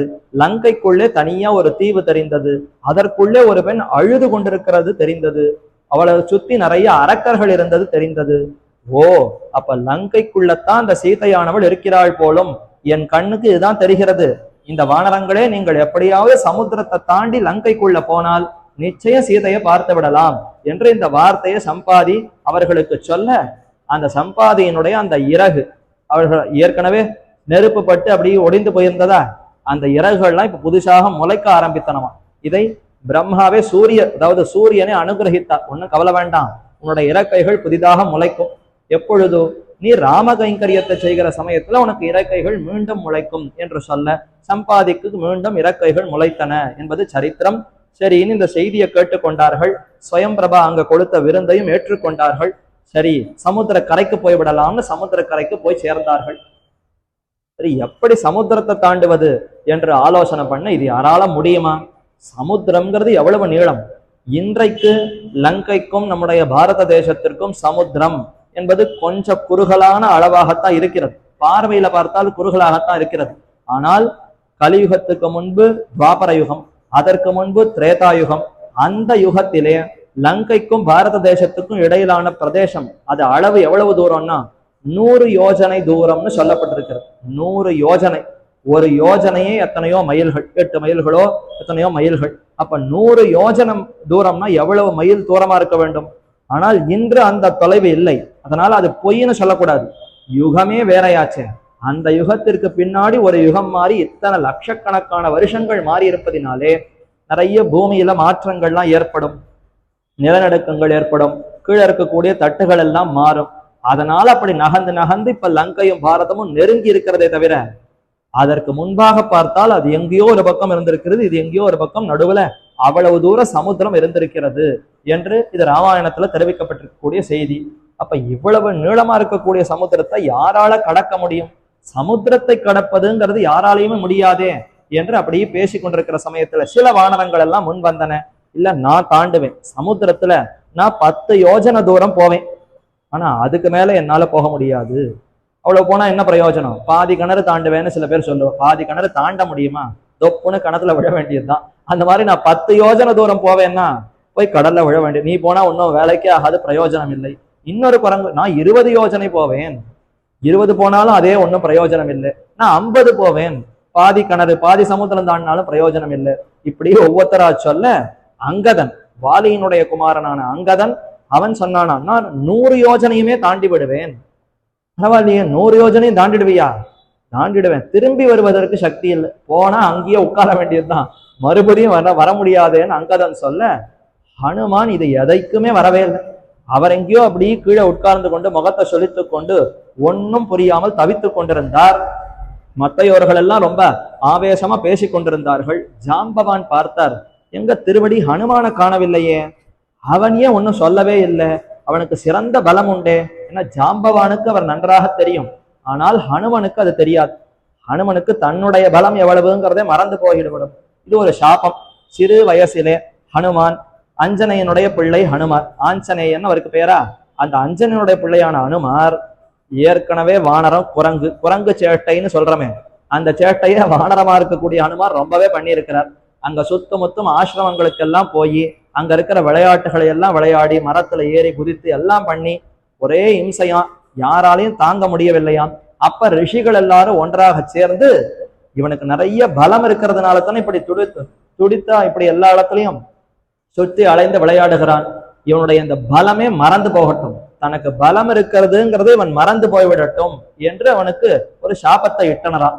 அப்ப ஆஞ்சநேயன், அதாவது ஆஞ்சநேயனுடைய தாயார் அஞ்சனை, அவள் வந்து பிரார்த்தித்த இந்த மாதிரி சொல்லிட்டா என்ன பண்றது, அவருக்கு இருக்கக்கூடிய பலம் எப்பொழுதுதான் நினைவுக்கு வர வேண்டும். என்ன, யாராவது ஒருத்தர் நினைவுபடுத்தினால் நினைவுக்கு வந்துவிடும். தனக்கா நினைவுக்கு வராது, ஆனால் வேறொருவர் யாரான வந்து உனக்கு பலம் இருக்கிறதே நினைவுபடுத்தி விட்டால் அப்பொழுது தன்னுடைய இயற்கையான பலத்தை இவர் பெற்று விடுவார் என்று சொல்ல, அதை இப்பொழுது ஜாம்பவான் நினைவு கூர்ந்து, ஓ இதுதான் காரணம், அவருக்கு இயற்கையில அந்த நினைவு தெரியாது, அதனால நாமே நினைவுபடுத்தி விடுவோம் என்று நினைவுபடுத்தினார். அப்படி நினைவுபடுத்தினோடனே ஆமாமா இல்ல, சின்ன வயசுல நான் அப்படி பண்ணி இருக்கிறேனே என்று அவ்வளவு சந்தோஷம் ஏற்பட்டதாம். ஏன்னா சூரிய மண்டலம் எங்க இருக்கிறது அது தூரம் இவர் பரப்புறான். சூரியனையே விழுங்கி விட வேண்டும், வாய்க்குள்ள அப்படியே விழுங்கி விட வேண்டும்னு அவளை ஆகாசத்தை நோக்கி பறக்கிற சமயத்துல இந்திரன், அதாவது இந்திரன் அவன் தானே வஜ்ராயுதத்தை கொண்டிருப்பவன், அவன் பார்த்தான் சூரியன் இப்படி சூரியனையே விழுங்கி எடுத்துனா என்ன ஆகுது, கூடவே கூடாதுன்னு அந்த ஹனுமான வஜ்ராயுதத்தால அடித்தாராம். அடித்த சமயத்துல தான் ஒரு பக்கம் கண்ணை வீங்கி எடுத்தான். ஹனுமான் ஆஞ்சநேயனுக்கு இப்படி முகத்துல வாய் பக்கம் வீங்கி இருக்கிறது என்ன காரணம், ஹனு என்றால் இந்த இடம், அந்த ஹனு சற்று வீக்கமாக இருப்பதனால ஹனுமான் பெயர் வந்தது. ஹனுவை கொண்டிருப்பவன் ஹனுமான். எல்லாருக்குமே தாடை இருக்கிறது என்ன, அவருக்கு சற்று வீங்கிய தாடை, அது சற்று முன் பக்கமாக வந்திருக்கிறதா. என்ன காரணம்னா இந்திரன் சூரியனை இவன் பிடித்து விழுங்க போகிறானேன்னு பார்த்து கோபப்பட்டு வஜ்ராயுதத்தால ஒரு பக்கம் அடித்தார். ஒரு பக்கம் அவருக்கு வீங்கித்து, அடித்த அடி தாங்க முடியாமல் மேலிருந்து கீழே விழுந்து பூமியில விழுந்தார். மற்றொரு பக்கம் தரையில பட்டது, இந்த பக்கமும் வீங்கெடுத்தான். ஒரு பக்கம் வீங்கித்து, இன்னொரு பக்கம் வீங்கித்து. அந்த வீக்கத்தோடு ஹனுமார் இருக்க கோபப்பட்டார் வாயு, அவருடைய பிள்ளை தானே, என் குழந்தையை நீ அடித்தாயா பார், இன்னி இந்த ஜீவராசிகள் யாருக்குமே காத்தில்லாதபடி செய்து விடுகிறேன் என்று தன்னை அப்படியே அடக்கி கொண்டாராம். எல்லாருக்குமே பிராணங்கிறது ரொம்ப முக்கியமா, பிராணனாகிற அந்த வாயுவும் ஒரு காத்து தானே, இந்த காத்தே இல்லாதபடி நான் அடக்கி விடுகிறேன்னு வாயு அவர் சொல்ல, உடனே எல்லாரும் போய் இந்திரனிடத்துல பிரார்த்தித்தார்கள், நீ தான் எப்படியாவது இப்போ இதை மாத்தணும், உன்னால கோபப்பட்டுத்தான் இப்ப வாயு இப்படி பண்ணி கொண்டிருக்கிறார், பிராணிகள்லாம் பிழைக்க வேண்டுமே, நீ ஏதாவது செய்ய வேண்டும்னு போய் இந்திரனிடத்துல சொல்ல, சரின்னு இந்திரன் பிரம்மா இருவரும் வந்து சமாதானப்படுத்தினர். ஒன்னும் கவலை வேண்டாம், இனி இந்த ஹனுமானுக்கு நிறைய பெருமைகள் ஏற்படும், யாராலையும் இவனை ஜெயிக்க முடியாது, இவன் தான் எல்லா யுத்தத்திலையும் ஜெயிப்பான், சிறந்த பலம் பொருந்தியவனாக இருப்பான், நல்ல ஞானத்தோடு விளங்குவான் என்று பலதையும் அவனுக்கு வரமாக கொடுத்து கடைசியா பிரம்மா ஒரு வரம் கொடுத்தார், என்னுடைய பிரம்மாஸ்திரமும் இவனை ஒன்னும் செய்யாது, பிரம்மாஸ்திரத்துக்கு எல்லாருமே கட்டுப்பட்டுதான் ஆகணும், ஆனால் ஆஞ்சநேயன் பேர்ல பிரம்மாஸ்திரத்தை விடுத்தால் அவனுக்கு ஒன்றும் ஆபத்து ஏற்படாது, அவன் அதற்கு கட்டுப்பட தேவையில்லை என்று இப்படியெல்லாம் வரம் கொடுக்க, சரின்னு வாயு மகிழ்ந்து பின்னர் அவர் தன்னை எல்லாருக்கும் வெளிப்படுத்தினாருங்கிறது சரித்திரம். இதையெல்லாம் இப்ப ஜாம்பவான் ஞாபகப்படுத்த ஹனுமார் ரொம்ப சந்தோஷப்பட்டு, ஆகா நமக்கு எவ்வளவு பலம் இருக்கிறது என்று அப்படியே நினைக்க நினைக்க வளர்ந்தாராம். ஓன்னு ஆகாசத்தை நோக்கி அவ்வளவு நெடிதுயரமாக வளர்ந்தவர் மகேந்திரகிரி திருக்குறுங்குடிங்கிற அற்புதமான க்ஷேத்திரம். தற்பொழுதுதான் மகா சம்பிரோக்ஷனை கும்பாபிஷேகம் நடைபெற்று கொண்டிருக்கக்கூடிய சமயம். அந்த எம்பெருமான் எழுந்தருள் இருக்கக்கூடிய இடம் பெரிய மகேந்திரகிரிங்கிற அந்த க்ஷேத்திரம். அந்த க்ஷேத்திரத்துக்கு மேலதான் அப்படி தாவி நின்றாராம். ஒரு இடத்துல அப்படி குதிக்க வேண்டும், பாய வேண்டும், ஆகாசத்துல நோக்கி தாவி பறக்க வேண்டும்னு சொன்னால் உயரமான ஒரு இடத்துல இருந்து தானே பாய வேண்டும். அதனால ஆஞ்சநேயர் பெரிய உருவத்தை எடுத்துக்கொண்டு அவர் அந்த மகேந்திரகிரிக்கு மேலே நின்று கொண்டு ஆகாசத்தை நோக்கி பறப்பதற்கு தயாரானாராம். ராமச்சந்திரனுக்கு வெற்றி ஏற்பட வேண்டும் என்று சொல்லிக்கொண்டு ஆகாசத்தை நோக்கி அப்படி பறக்க ஆரம்பித்தார். கூடவே மற்ற வானரங்கள் எல்லாம் நானும் பறக்கிறேன், நானும் பறக்கிறேன், நானும் பறக்கிறேன்னு ஆஞ்சநேயனுடைய அந்த பலத்தை பார்த்து இவர்களுக்கும் சந்தோஷம் ஏற்பட்டது. நானும் வருகிறேன், நானும் வருகிறேன்னு அத்தனை பேரும் வந்தார்களாம். ஆனா ஆஞ்சநேயர் தான் ஆகாசத்துல மேல தாவினாரே தவிர இவர்களெல்லாம் அப்படி மேல போய் தொப்புன்னு திரும்பி கீழே வந்துட்டா. எதை போலன்னா இந்த விண்வெளிக்கு ஆகாசத்தை நோக்கி பல ராக்கெட்டுகள்லாம் விடுறாங்க. அதை விடுற சமயத்துல கூடவே பல பொருள்களும் கொஞ்சம் தொலைவு போகும். போன உடனே ஒவ்வொன்னா கீழே விழுந்துரும். இறுதியா எது போய் சேர வேண்டுமோ அது மட்டும்தான், அந்த விண்கலன் மட்டும்தான் மேல போகுமே தவிர அதற்கு கூடவே போன மற்ற எரிபொருளோ என்னமோ மற்ற அத்தனையும் அந்தந்த தூரம் போனால் கீழே விழுந்து விடும். அத மாதிரி மற்ற அத்தனை மரங்கள், செடி கொடிகள், வானரங்கள் எல்லாரும் ஆகாசத்தை நோக்கி மேல போக, அந்த காற்றினுடைய வேகத்திலே இவர் மேல பறக்கிற சமயத்துல எல்லாம் ஆகாசத்தை நோக்கி மேல போயின. இவர் ரொம்ப தூரம் போன பிற்பாடு அவைகள் எல்லாம் திரும்பி பூமியை நோக்கி விழுந்தன. இப்படி ஆகாசமாரமாக புறப்பட்டவர் நடுவில் போகக்கூடிய சமயத்துல சமுத்திரத்தை எல்லாம் பார்க்கிறார். எவ்வளவு பெரிய சமுத்திரம், எப்பேற்பட்ட அகலம் எப்பேற்பட்ட நீளம், அதை பார்த்து ஆச்சரியப்பட்டு அப்படி போய் கொண்டிருக்க சமயத்திலே 3 தடைகள் வருகிறது.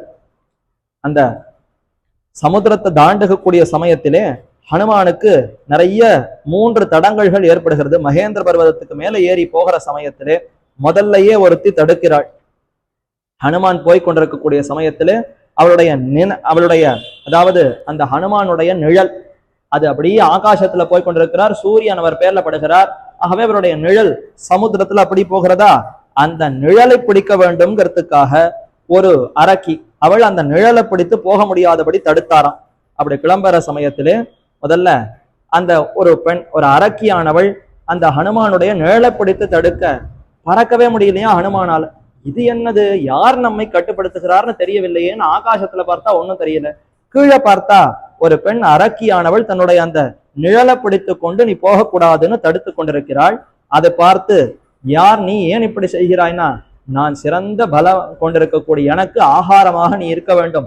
ரொம்ப நாளா நான் ஆகாரம் இல்லாமல் தவிக்கிறேன். நீ ஆகாசத்துல போகிற சஞ்சரிக்கிறத பார்த்தா நீ சிறந்த நல்ல ஒரு புருஷனாக இருக்கிறாய். உன்னை ஆகாரமாக கொண்டால்தான் எனக்கு பசி தீரும். ஆகவே உன்னையே ஆகாரமாக புசிக்க போகிறேன்னு சொல்ல, ஐயோ நான் ராம கைங்கரியத்துக்காக போகிறேனே, என்னிடத்துல போய் நீ இப்படி செய்கிறாயே என்று சொல்லி நேர வந்து அவளோட யுத்தம் செய்தார். ஓங்கி அவள் தலையில ஒரு அடி கொடுக்க அவள் அப்படியே மயங்கி விழுந்தாள், பிராணனைய விட்டாள். சரி, அவளை விட்டோம், இனி அடுத்து மேல போகலாம் என்று போனால் சிம்ஹிகைன்னு ஒருத்தி வந்தா. சுரசான்னு ஒருத்தி, அவதான் இந்த நிழலை பிடித்து விளையாடினவள். அடுத்து சிம்ஹிகை அவள் வந்தாள். அவள் என்ன செய்தாள்னா, அவளும் நடுவுல திருந்து நிறுத்தினாரா ஹனுமார. இந்த ஹனுமார் எவ்வளவு உயரமாக வளர்ந்து மேல பறந்து கொண்டிருக்கிறாரோ அந்த அளவுக்கு உயரமாக போய் இவளும் நீ மேல போகக்கூடாதுன்னு நிறுத்தினாராம். ஐயோ, அடுத்து இவள் நிறுத்துகிறாளே, இவள் யாருன்னு பார்க்க வேண்டும்னு கேட்டால், இவ எனக்கு நீ ஆகாரமாக ஆக வேண்டும். என் வாய்க்குள்ள புறப்பட்டு நீ வெளியில போனால், என் வாய்க்குள்ள போய் தப்பி நீ வெளியில போனா உன்னை விட்டுடுறேன். ஆனா என் வாய்க்குள்ள போய் எனக்கு பக்ஷணமாக போய் இரையாக போனால் நான் செய்வதற்கு ஒன்றுமில்லை. இதை தாண்டித்தான் நீ போக வேண்டும்னு சொல்ல, சரி உன் வாய்க்குள்ள புகுந்தே போகிறேன் என்று யோசித்தவர் திடீரென்று தன்னுடைய உருவத்தை சின்னதாக்கிக்கணும். ஆனால் அதற்கு முன்னாடி தன்னை பெரிதாக ஆக்கி கொண்டார். தன் நிலையை விட ஒரு 10 அடி இன்னும் உயரமானாராம். சிம்ஹிகை தன்னுடைய வாயை அதே அளவுக்கு திறந்தாளாம். மறுபடியும் அவள் இன்னும் 20 அடி உயரமாக வளர்ந்தார். அவள் தன்னுடைய வாயை 20 அடியாக வசத்தினாள். இப்படியே மேல மேல இதற்கு மேல் இல்லைங்கிற அளவுக்கு இவர் உயரமாக இவளும் வாயை திறக்க, ஹனுமார் சட்டென்று ஒரு வண்டு போல இவ்வளோண்டு உருவத்தை எடுத்துக்கொண்டு இவருடைய வாய்க்குள்ள புறப்பட்டு மூக்கு வழியாக மறுபடியும் வெளில வந்து விட்டாளாம். ஐயோ, இப்படி நம்ம ஏமாத்தி விட்டானே இவன் என்று அந்த அரக்கி அவளை திரும்பி அவள் பிடித்து சாப்பிட வேண்டும்னு பார்க்கிற சமயத்துல, மீண்டும் நான் உன்னுடைய நிபந்தனைப்படி உள்ள போயிட்டு வந்துட்டேன், அதையும் மீறி நீ இடத்துல சண்டை செய்கிறாயா என்று அவளோடும் யுத்தம் புரிந்து அவளையும் அடித்து அவளையும் கொன்றார். அடுத்து தாண்டி போனார். அடுத்து இப்ப மலை எழுந்தது, மைனாக மலை என்று ஒரு மலை. மலைகள் எல்லாம் இறக்கைகளோடு இருந்தனவா. முன்னாடி எல்லாம் பர்வதங்கள் மலைகள் எல்லாம் பறவைகளை போல இதற்கும் இறக்கைகள் உண்டாம். ஆங்காங்கு பறந்து போய் ஜனங்கள் தலையில போய் உட்கார்ந்து ஜனங்களை எல்லாம் ஹிம்சை செய்து கொண்டிருக்குமா மலைகள். பார்த்தான் இந்திரன், இந்த மலைகளை எல்லோட ரெக்கைகளை எல்லாம் வெட்டி விடலாம்னு வெட்டி கொண்டு வந்தான்.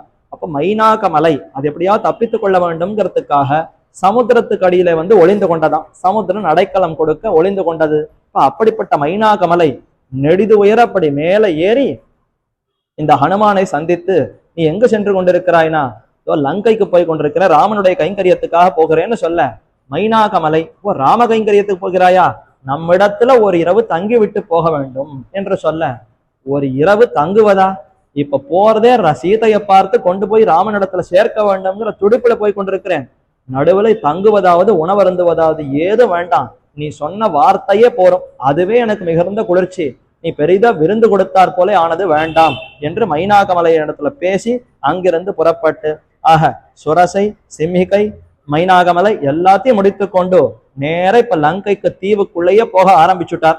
லங்கினி என்று அங்கு ஒருத்தி இருந்தாள்.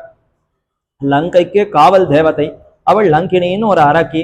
அவள் அப்படியே உட்கார்ந்து கொண்டு தூங்கி கொண்டிருக்கக்கூடிய சமயத்திலே இவர் அப்படியே உள்ள போகலான்னு பார்த்தால் அவள் விழித்து கொண்டு விட்டாள்.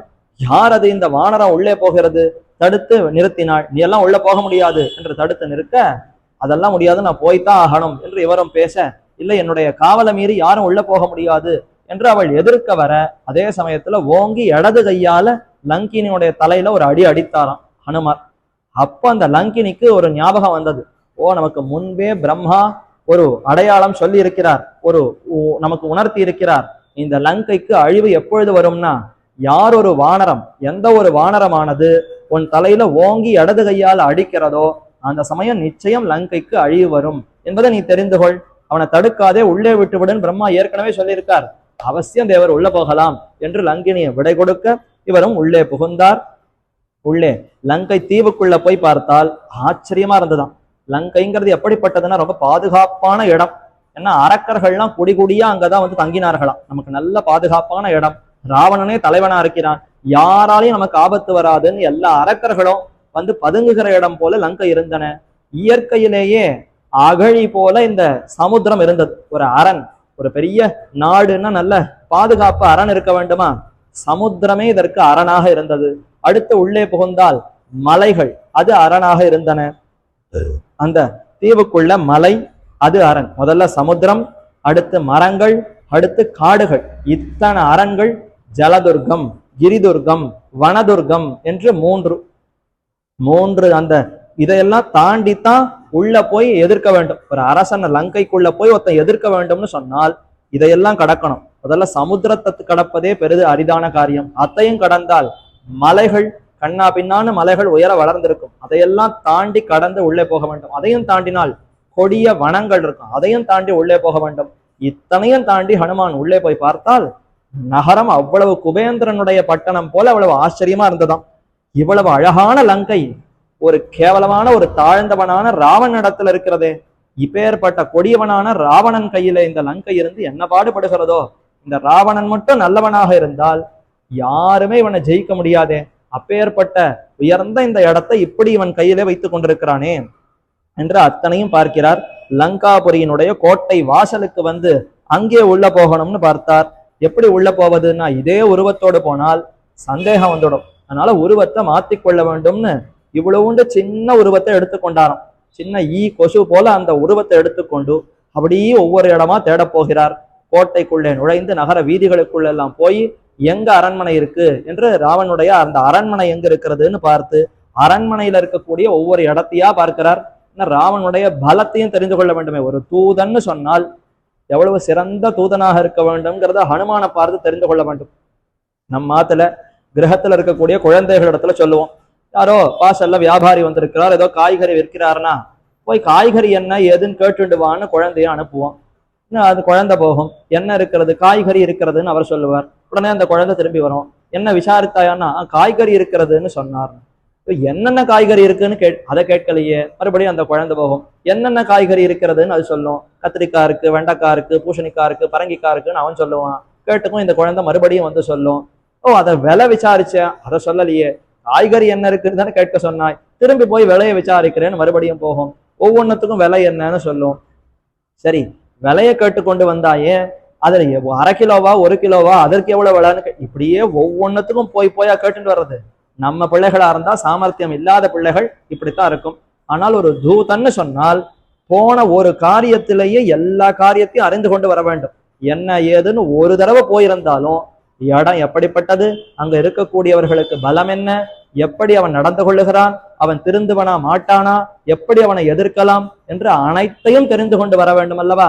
அப்படித்தான் இப்ப ஹனுமான் ராவனுடைய சைன்யங்கள் எவை, அவன் எவ்வளவு பெரிய கோட்டையில இருக்கிறான், எப்பேற்பட்ட அரக்கர்கள் இருக்கிறார்கள், அத்தனையும் பார்த்து கொண்டு அப்படி நகரத்தை எல்லாம் வளர்வளம் வந்து இப்ப அரண்மனைக்குள்ளே நுழைந்து அரண்மனை ராஜசபை எல்லாத்தையும் பார்த்துட்டு அடுத்து அந்தப்புறத்துக்குள்ள போய் பார்க்கிறான். ஏன்னா இவன் கடத்தி வந்திருக்கிறான்னா ஒருவேளை அந்தப்புறத்துல தானே கொண்டு போய் வைத்திருக்க வேண்டும். ஆகவே அந்தப்புறத்துல இருக்கக்கூடிய ஸ்திரீகளை பார்த்தால் அப்படியே இத்தனை பெண்கள் இருக்கிறார்களே, இதுல யாரு சீதைன்னு தெரியவில்லையே என்று அப்படியே தேடிக்கொண்டு வந்தான். சீதைய முன்ன பின்ன பார்த்ததே இல்லை. இப்பொழுதுன்னா இந்த மாதிரி கை தொலைபேசி இருக்கு, என்னென்னமோ சாதனங்கள் இருக்கு. ராமன் அழகா சீதையை படம் போட்டு இவள் தான் சீதைன்னு காட்டி அனுப்பலாம். அவர் எங்கேயோ காட்டுல தவித்து கொண்டிருக்கிறார், சீதை எங்கேயோ கடத்தி செல்லப்பட்டார், எப்படி சொல்ல முடியும்? ஆகவே சீதைக்கு ஏதோ ஓரளவுக்கு அங்க அடையாளங்களைத்தான் ராமன் சொல்லி இருந்தானு தவிர அந்த அளவிற்கு துல்லியமாக அனுமானுக்கு தெரியவே தெரியாது. மேலும் அவன் சிறந்த பிரம்மச்சாரி நிட்டையில் இருப்பவன், ஒரு பெண்ணையும் ஏறெடுத்து பாராதவன். அப்படிப்பட்டவன் இப்ப லங்கையினுடைய அந்தப்புறத்துல போய் எல்லா பெண்களையும் பார்த்தா ஒரே தவிப்பு வந்தவள், இதுல யாரு சீதைன்னு தெரியவில்லையே, நான் பாட்டுக்கு யாரையோ சீதைன்னு எப்படி அனுமானம் செய்ய முடியும் என்று அப்படி போனால் அந்த புறத்துல மற்ற எல்லோர்களும் தாசி பெண்கள் வேலைக்காரிகளாக இருந்தார்கள். ஒரு அறையில மட்டும் ஒரு படுக்கையில மண்டோதரி ராவனுடைய பத்னி அவள் படுத்து கொண்டிருந்தாள். அவளை பார்த்தா சிறந்த உத்தமியாக இருந்தாள். நல்ல தேஜஸ் பிரகாசம் பொழியக்கூடிய சிறந்தவளாக படுத்து உறங்கி கொண்டிருக்கிறாளே. பார்த்த உடனே ரொம்ப சந்தோஷம் வந்துடுத்தான் அனுமானுக்கு. ஓ சீதையை கண்டுபிடிச்சிட்டேன், இவள் தான் சீதை என்ன. ஒரு க்ஷணம் அவ்வளவு மெய்மறந்து போய் அவளுடைய அழகுல ஈடுபட்டு அவளுக்கு இருக்கக்கூடிய அந்த லட்சணங்களை பார்த்தால் நிச்சயம் பதிவிரதா சிரோமணியாக இருக்கிறாள், இத்தனை அழகியாக இருக்கிறாள், இவள் தான் சீதையாக இருக்க வேண்டும், கண்டுபிடித்து விட்டேன்னு சற்று தெம்பாக உரத்த குரல்ல தன்னையே அப்படி தட்டி கொண்டாராம்.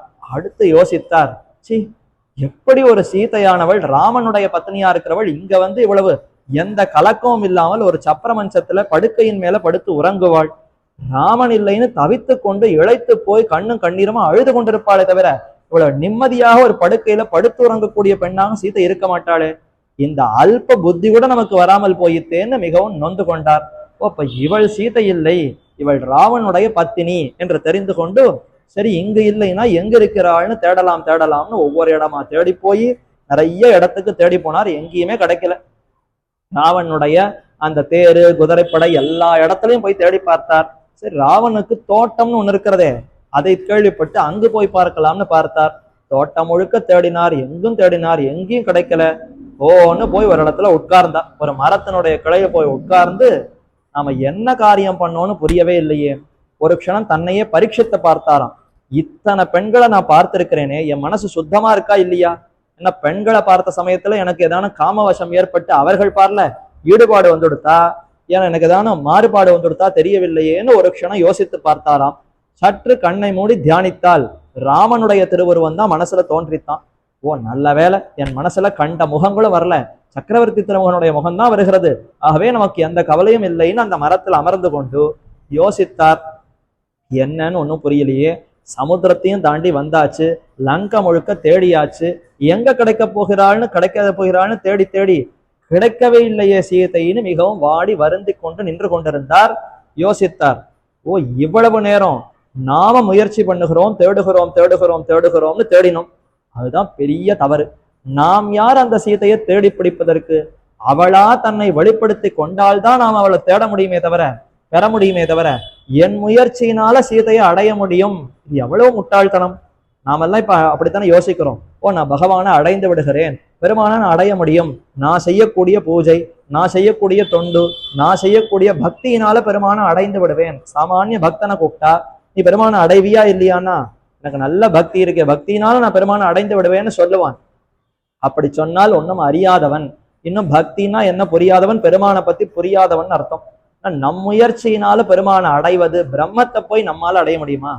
அவர் தன் வசமாக தானே நம்மை தமக்கு அனுகிரகித்து தம்மை கொடுத்தால்தான் அவரை நாம பெற முடியுமே தவிர, ஏன் ஒரு ஜனகனுக்கு சீதை தம்மையேதன வெளிப்படுத்தி கொண்டாள். ஜனகன் உழுகிற சமயத்துல சீதை தாமே வெளிப்படுத்தி ஜனகனுக்கு தன்னை கொடுத்தாலே தவிர ஜனகனா எங்கேயாவது தேடி பிடித்து சீதை எடுத்தாரானா அப்படி இல்லையே.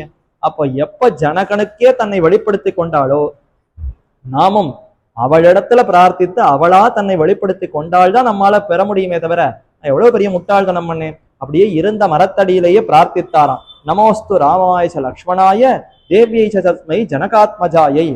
ராமனுக்கு வணக்கம், லக்ஷ்மணனோடு சேர்ந்திருக்கக்கூடிய ராமனுக்கு வணக்கம், ஜானகி மாதாவுக்கு வணக்கம் என்று நீயே உன்னை வெளிப்படுத்திக் கொள்ளம்மா. எப்படி ஜனகருக்கு உன்னை வெளிப்படுத்தி கொண்டாயோ அதே போல இந்த அசோக வணிகையிலேயோ இந்த லங்கையில நீ எங்கிருக்கிறாயோ நீயே உன்னை எனக்கு வெளிப்படுத்த வேண்டும்னு அப்படி மனசாலே பிரார்த்தித்தார், வணங்கினார். அவர் எப்ப அந்த வார்த்தையை சொல்லி வணங்கினாரோ அந்த மரத்துக்கு அடியிலேயே சீதை இருந்தாலும். எல்லா இடத்துலயும் சுத்தி திரிந்து எந்த மரத்தடிக்கு அவர் வந்து கலையில அமர்ந்தாரோ அந்த மரத்துக்கு அடியிலேயே சீதை இருந்தாளாம். அப்படி கீழே குனிஞ்சு பார்த்தா யாரோ ஒரு பெண் உட்கார்ந்து கொண்டிருக்கிறாளே, அழுது கொண்டிருக்கிறாளு, மேனி எல்லாம் அப்படியே பொலிவிழந்து காணப்படுகிறது. என்ன ஏதுன்னு இந்த பெண்ணா யாருன்னு பார்த்தா அப்படியே ராமன் சொன்ன அங்க பாவம் முக லட்சணம் அடையாளங்கள் அத்தனை ஒத்திருந்தன. நிச்சயம் இவள் தான் சீதைங்கிறத உறுதி கொண்டாளாம். ஆஹா எப்பேற்பட்ட கருணை. ஒரு தாழ்ந்தவனான நான் சொன்னேங்கிறத உடனே கேட்டு உடனே இப்படி தன்னை வெளிப்படுத்தி கொண்டாளேன்னு சீதையின் இடத்துல மிகுந்த பக்தியோடு அவளை நோக்கி வணங்கினார். ஆனா யோசித்தார், உடனே போனா சீதை ஏற்கனவே மருண்டு கிடக்கிறாள். ஒரு பெரிய சிம்ம கூட்டத்துக்கு நடுவுல ஒரு மானானது எப்படி மருண்டு கிடக்குமோ, சிங்கங்கள் பலவும் சூழ்ந்திருக்கிறது. ஒரு சின்ன மான் குட்டி அந்த சிங்கங்களுக்கு முன்னாடி எப்படி மருண்டு பயந்து கிடக்கும், அதை போல பயம் பிடித்தவளாக இந்த சீதை இருக்கிறாள். நாம் வேற குரங்கு ரூபத்துல அவருக்கு முன்னாடி போய் நின்றா அவள் இன்னும் பயந்து போய் பிராணனையே விட்டாலும் விட்டுடுவா. அப்ப ராமனுக்கு சீதையை கொண்டு சேர்க்கிறேன்னு சொன்னதே பயன் இல்லாமல் போய்விடும். என்ன செய்வதுன்னு யோசித்தார். யோசித்த சமயத்திலே அழகாக அவருக்கு ஒரு நினைவுக்கு வந்தது. ராமன் தான் மருந்து. போகிற உயிரையும் மீட்டு கொண்டு வருவது எப்படின்னா, ராமனுடைய திருநாமத்தை சொல்லிதான் மீட்க வேண்டும். சீதை அந்த இடத்துல பிராணனையே விட வேண்டும்னு முயற்சித்தாளாம். 9 மாசம் ஆகிவிட்டது. இன்னும் நம்மை தேடி ராமன் வந்ததாக தெரியவில்லை. வேறு அடையாளங்களும் ஒன்றும் தெரியல. ராவணனும் இன்னும் திருந்துவதாக தெரியவில்லை. போரும், இனிமே நாம முயற்சிக்க வேண்டாம், தூக்கு போட்டு நம்மளையே மாய்த்து கொண்டு விடலாம்னு முயற்சித்து கொண்டிருந்தாள். அந்த சமயத்துல இப்ப எப்படியாவது தடுக்க வேண்டும் என்பதற்காக ஆஞ்சநேயன் உடனே ராம கதையை பாட ஆரம்பித்தாராம். ராமாயணம் என்கிற அந்த சரித்திரத்தை யாருக்கா இருந்தாலும் இதை சொல்லிதான் பிழைக்க வைக்க வேண்டும். ராமனை பிழைக்க வைக்க வேண்டும்னு சொன்னாலும் ராமாயணத்தை பாடணும். சீதையே உயிர் பெற வேண்டும்னு சொன்னாலும் ராமாயணத்தை பாடணும். ஒரே மருந்து இவர்களுக்கு தெரிந்தது, ராமன் ராமன் ராமன். நமக்கெல்லாம் பல மருந்து, பல வியாதிகள், ஒவ்வொரு வியாதிக்கும் ஒவ்வொரு மருந்து. ஆனால் ராமனை பொறுத்த வரைக்கும் எல்லா வியாதிக்கும், யாருடைய துன்பத்துக்கும் ராமன் ஒருவனே மருந்து. அப்படிப்பட்ட ராம கதையை பாடினால் நிச்சயம் இவள் உயிர் பெறுவாள். இவள் அந்த உயிரை மாய்த்து கொள்வதுங்கிறதுல இருந்து இவள் தவிர்த்து விடுவாள்ங்கிறதுக்காக ஆசீத் தசரதோ நாம ரதகுஞ்சர வாஜிமான் என்று தன்னுடைய இனிமையான குரல்ல பாட ஆரம்பித்தாராம். ஹனுமானுக்கு நல்ல குரல் வளம். யாராக இருந்தாலும் அவருடைய குரல்ல கேட்டு மயங்கி அப்படியே அதுல ஈடுபட்டு விடுவார்கள். அந்த அழகான குரலோடு பாட ஆரம்பித்தாராம். தசரதன் ஒருத்தன் இருந்தான். அவன் அயோத்தியெல்லாம் நன்றாக சிறப்பாக ஆண்டான். 60,000 ஆண்டுகள் ஆண்டும் புத்திரப்பேர் இல்லாமல் சிரமப்பட்டான். அந்த சரித்திரம், அந்த கதையை முழுக்க சொல்ல, இறுதியாக ராமன் அவன் காட்டுக்கு வந்தான், வனவாசத்துல இருந்தான். ராவணன் வந்து சீதையை தூக்கி சென்றான். அந்த ராமன் மிகவும் கஷ்டப்பட்டு சுக்ரீவனோடு நட்பு கொண்டான். சுக்ரீவன் பறைய வானரங்களை எல்லாம் சீதையை தேடுவதற்காக அனுப்பினான். அதுல தெற்கு பக்கம் ஹனுமான்கிற வானரத்தை அனுப்பினான். அந்த வானரம் தான் நான் என்று சொல்லிக்கொண்டு தொப் என்று குதித்து முன்னாடி வந்து நின்றாராம். சீதை ஒரு க்ஷணம் பிரமித்தே போய்விட்டாள். இந்த காட்டுக்கு நடுவுல, இந்த சிறைக்கு நடுவுல ஒருத்தன் ராம கதையை பாடுகிறானா? என்ன இழுப்ப சட்டியில கூட புஷ்பம் பூக்குமா? இரும்பு குமுட்டி அடுப்பு, கரிய போட்டு இரும்பு குமுட்டி அடுப்பு ஏத்தறோம், அதற்கு நடுவுல தாமரை புஷ்பம் பூக்குமோ? அது மாதிரி இவ்வளவு கொடிய அரக்கர்கள் இருக்கக்கூடிய இடத்துல ராம கதையை யார் பாடுகிறார்னு தெரியவில்லையே. என்ன கனவா நனவா ஒன்றும் புரியவில்லையே என்று சற்று ஒரு பக்கம் மகிழ்ச்சி, ஒரு பக்கம் பயம், இரண்டிலும் பீடித்தவளாய் அந்த ஹனுமான் தொப் என்று விழுந்தவுடனே இவளுக்கு இன்னும் பயம் வந்து விட்டது. அப்படியே ரொம்ப பயப்பட்டு சுருங்கி கொண்டு ஒரு இடத்துல ஓரமா போய் ஒதுங்கி இருந்தாளாம். அப்ப ஹனுமான் பயப்பட வேண்டாம், பயப்பட வேண்டாம், அடியன் தாசன் தாசன், ராமதூதன் ராமதூதன் ராமதூதன் என்று சொல்லிக்கொண்டு முன்னே வர, சற்று இவரும் பார்த்து, யாரப்பா நீ, எங்கிருந்து வந்திருக்கிறாய், என்ன ஏதுன்னு விசாரித்தார். விசாரித்த சமயத்தில இவருக்கு இன்னும் அடையாளத்தை கொடுத்து நன்றாக இவரை தரிக்க செய்ய வேண்டும். ஏன்னா நம்ம யாரோ புது முகம், இது வரைக்கும் பாராத முகமா இருக்கிறாள். ஆகவே இவளுக்கு எப்படி அடையாளத்தை காண்பிப்பது? அப்ப யோசித்தார், ஓ, நமக்கு ஏற்கனவே ராமர் அற்புதமா மோதிரத்தை கொடுத்திருக்காரே, அந்த மோதிரத்தை இவளுக்கு கொடுத்து எப்படியாவது சமாதானப்படுத்துவோம் என்று சொல்ல, அப்பொழுது அந்த மோதிரத்தை எடுத்து காண்பித்தார். பார்த்தவளுக்கு அவ்வளவு ஆனந்தம். ராமனே கிடைத்து விட்டார் போல அந்த மோதிரம் கண்ணிலே பட, ராமன் கை விரல் கண்ணில் பட்டது, கை விரலோடு சேர்ந்த கை தென்பட்டது, கையோடு சேர்ந்த ராமனுடைய திருமேனி கண்பட்டது, அவருடைய திருமுகம் தென்பட்டது. ராமனே இருக்கிறா போல அப்படியே ஆலிங்கனம் செய்து கொண்டாராம். ராமன் இல்ல, ஆனால் மோதிரத்தை வாங்கினவள் ராமனையே நினைவு கூர்ந்து கழுத்தை அப்படியே தழுவிக்கொள்ளுகிறா போல செய்ய பார்த்து ஆனந்தப்பட்டார் ஆஞ்சநேயர். இப்படி ஒரு பக்தியா, இப்படிப்பட்ட ஒரு காதலா, துல்யசீல வயோவிருத்தாம் துல்யாபிஜன லக்ஷணாம் ராகவோர்ஹதி வைதேகி தஞ்சேயம் அசிதேக்ஷணா. அந்த ராமனுக்கு நிகர் இந்த சீதை தான், இந்த சீதைக்கு நிகர் அந்த ராமன் தான். சீதைய மனக்கண்ணில ஒரு பக்கம் நிறுத்தினார், முன்னாடியே சீதை இருக்கிறாள். ராமனை மனக்கண்ணில பக்கத்தில் நிறுத்தினார். ராமனுக்கு சமம் சீதை தான், சீதைக்கு சமம் ராமன் தான். 2 பேரும் எவ்வளவு ஒத்த பருவத்தில் இருக்கிறார்கள். பருவமும் ஒத்திருக்கிறது.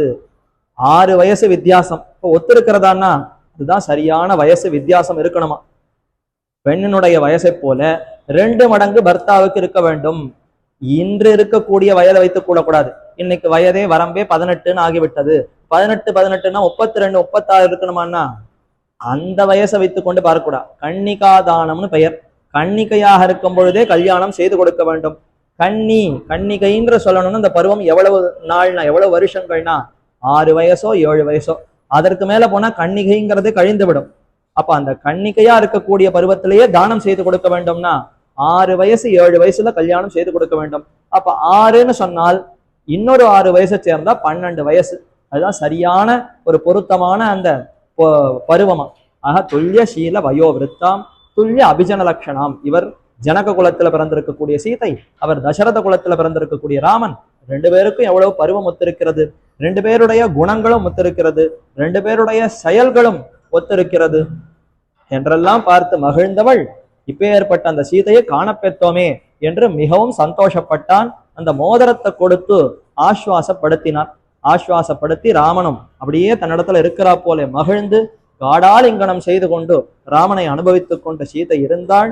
அப்படியே இருக்கட்டும்.